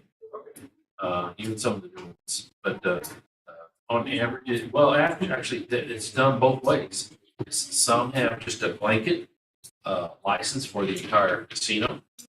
Some have an individual. You can modify it as you go. And the fees are different. Some are, the fees are the same as just Joe's Bar and Grill, Some are considerably higher because it's a casino. Honestly, my opinion, I think it should be adjusted higher to account that this is a casino, number one, but not to gouge, but they're going to be open 24/7, and so it's going to require a stronger police force and everything else from the county. Put a little more burden on the county, indirectly, but or directly. Well, it's gonna also require modification. Because right now you're going into the sale for 2. Right, so that's what I was saying, we probably need to create a new class. Yeah, I would do one, see the whole building, and then you go and modify it later, because we don't know. Funny you said Johnson. But on that, and I don't want to get into this, is a conversation for later, but if you had one for the building, Bar A is deemed for serving alcohol to minors. But I think. Are you gonna punch the whole casino? No, I think what's planned, the casino gonna own all that. Only they're gonna be putting in. Well, that's what we're gonna find. If they are. That's what it was gonna be. So isn't there a dram shop insurance clause or license? Yes, They provide they have to have. So if there is separate entities owning businesses and providing that service, how would we handle the insurance? Would that be just one policy for the casino? Well, it depends on who has the liquor license. Exactly. So Anyway, we have the those are casino questions having a liquor license. We but need they to find the answers to maybe Friday at 10. Will you be here or you want to fall in? Yes. I'm just come in, I don't care. Yeah, Fly in.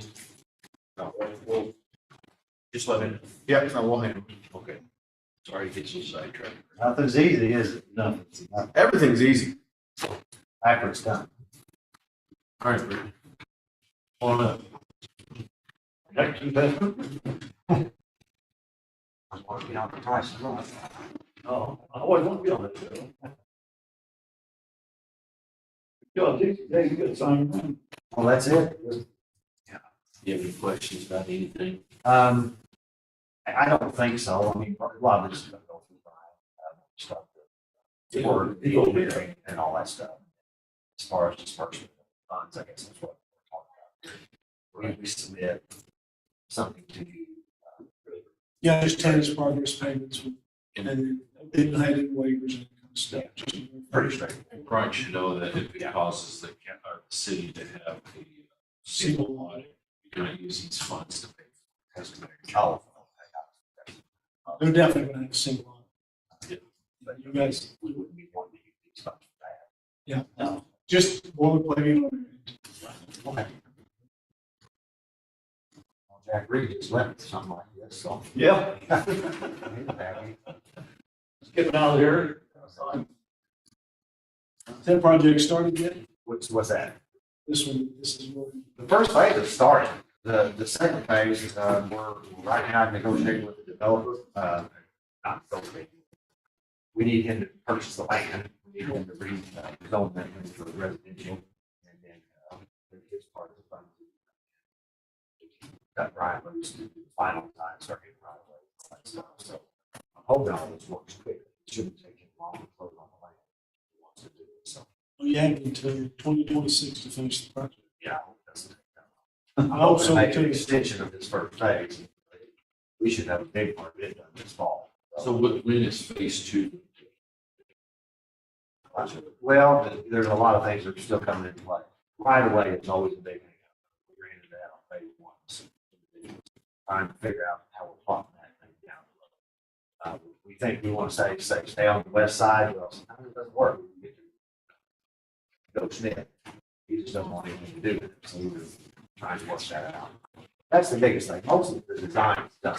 Brian has most of that done. So, Just need to put it in, ask for forgiveness. oh gosh, well, that's what I said. Nothing's easy until it's all said and done. You know, so, Yeah. Never. I appreciate it. So is phase two, that part going down the golf course? No, that'll be another phase. Phase We're three. actually looking for some, unsecured communities grants now to do some of that stuff. Golf course and road, a lot of that will depend on development in there. And, some of the bigger players, like Jerry Barrett's, I'm assuming he will probably do something with that land once he's got secretary supervisor. He actually owns where the lift station's going for phase one. He owns the corner of Golf Course Road. He bought a lot of that. So he owns parcels down there. Obviously, so, we're looking for a lot of that to take place too. And then down Concord Road. Hope to see it go down Concord Road. It's a neat project. It's kind of like, at one point you just think you're totally dreaming, and here you're starting doing it. And at some point in the future, I think a lot of residential good. Our homes, Sounds good. more people. Yeah. All right. That was painless fun. Oh, yeah. So, anyway, you got no more questions from y'all? I appreciate it, guys. You guys have a great year. Good weekend. Anybody else?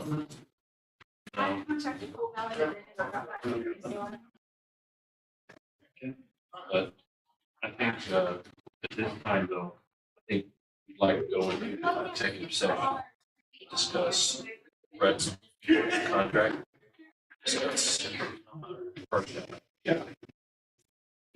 So you know what that number is, Brett? Sorry, I'm looking up your fee schedule. We It didn't is say set that, by, no, not today. it is set by statute. The total amount is set by statute, correct? Both. Both and how it's distributed? So it says Schedule 1, not to exceed a total of 366 in a county with a population of 3 million or more, and not to exceed 316 in any other county. So you guys would be a 316 factor. Then it says, the fees collected under the schedule shall be dispersed as follows. The clerk shall retain a sum and an amount not to exceed $55 in a county with a population of 3 million or more, and an amount not to exceed $45 in any other county determined by the clerk with the approval of the Supreme Court to be used for court automation, document storage, and administrative purposes. So that's $45 of it. The clerk shall remit up to $21 to the state treasurer.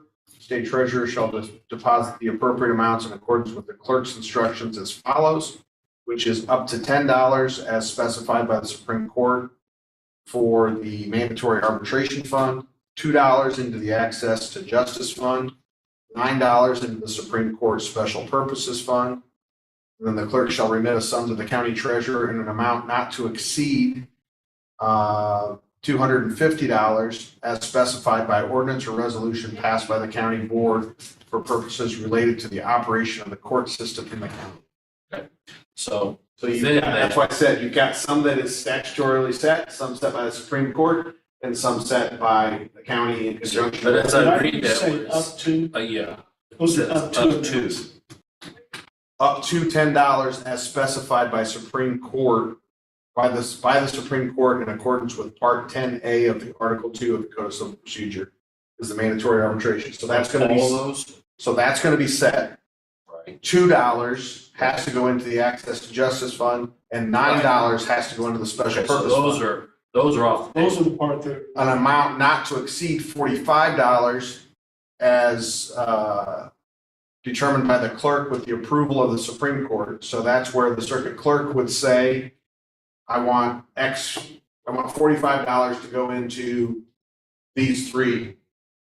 They get the stamp of AOIC, which is the administrator of Illinois courts, that says good. That's what takes care of that. So if he wants to go heavy on document storage, light on court automation, whatever he wants to do. And then the remaining funds, not to exceed $200, if that's what's left, goes back to the county treasurer to be distributed pursuant to your ordinance or resolution that you passed that says X here, X there, but it's got to go into the court system. So you can't say of the $200 remaining, $150 is going to go to court purposes and $50 is going to go to our general fund. So it has to be utilized for whatever. So then, if I'm hearing you correctly, we don't have the authority to move any money into the general fund. That's Correct. on any of those automation funds or dock storage. Correct. Okay. You can mandate usage in some of those because some of those funds they can be used upon agreement of the circuit clerk and the county board. One of them is, I think, court automation fund can be used for court automation purposes, but it has to be with approval of the chief judge and the circuit clerk. So you've got some different funds that you can. Can we make an ordinance as to what he cannot use that fund for? No, I don't think you can make an ordinance. I mean, Or resolution? you can state that you're not giving permission on the one that you guys control, which I think is document storage. And the automation fund, the judge could say, no, I'm not going to permit you to use that fund for this.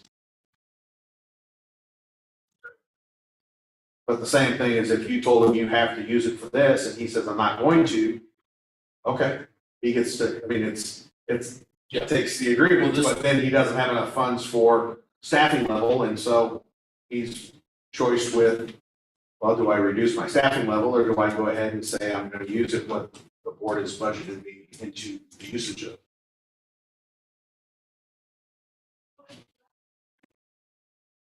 And that is, just for reference, Jim, and this will go into the, I guess, the recording of the record. It is 705 ILCS 105/27.1B.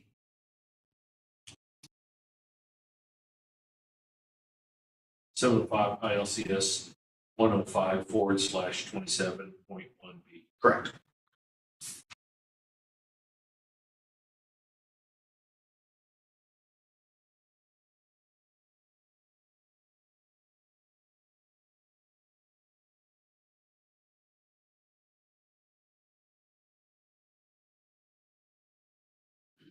All right, that's, yeah. I'm not gonna- Mr. Winter,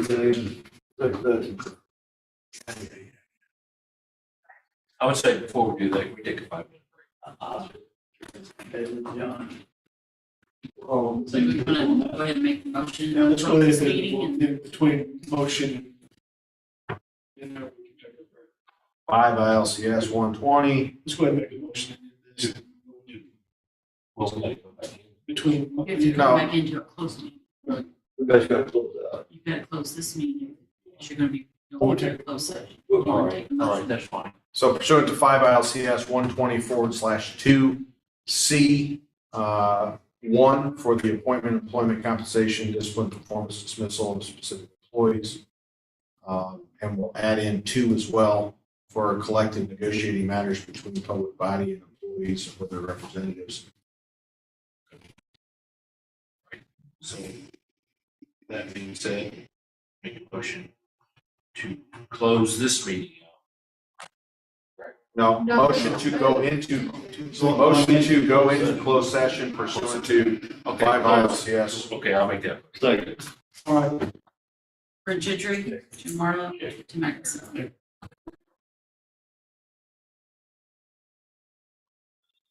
Break real quick. 5-minute break.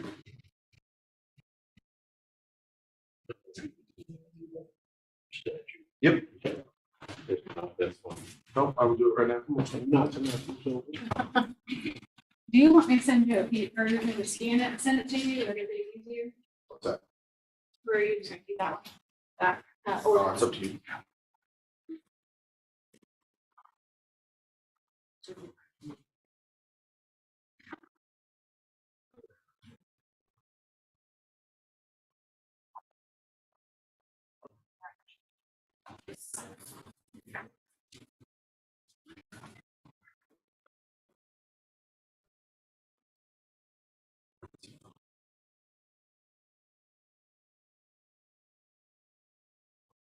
You just pause this or? what did you do? Yeah, I just paused that. Going in here. I think so.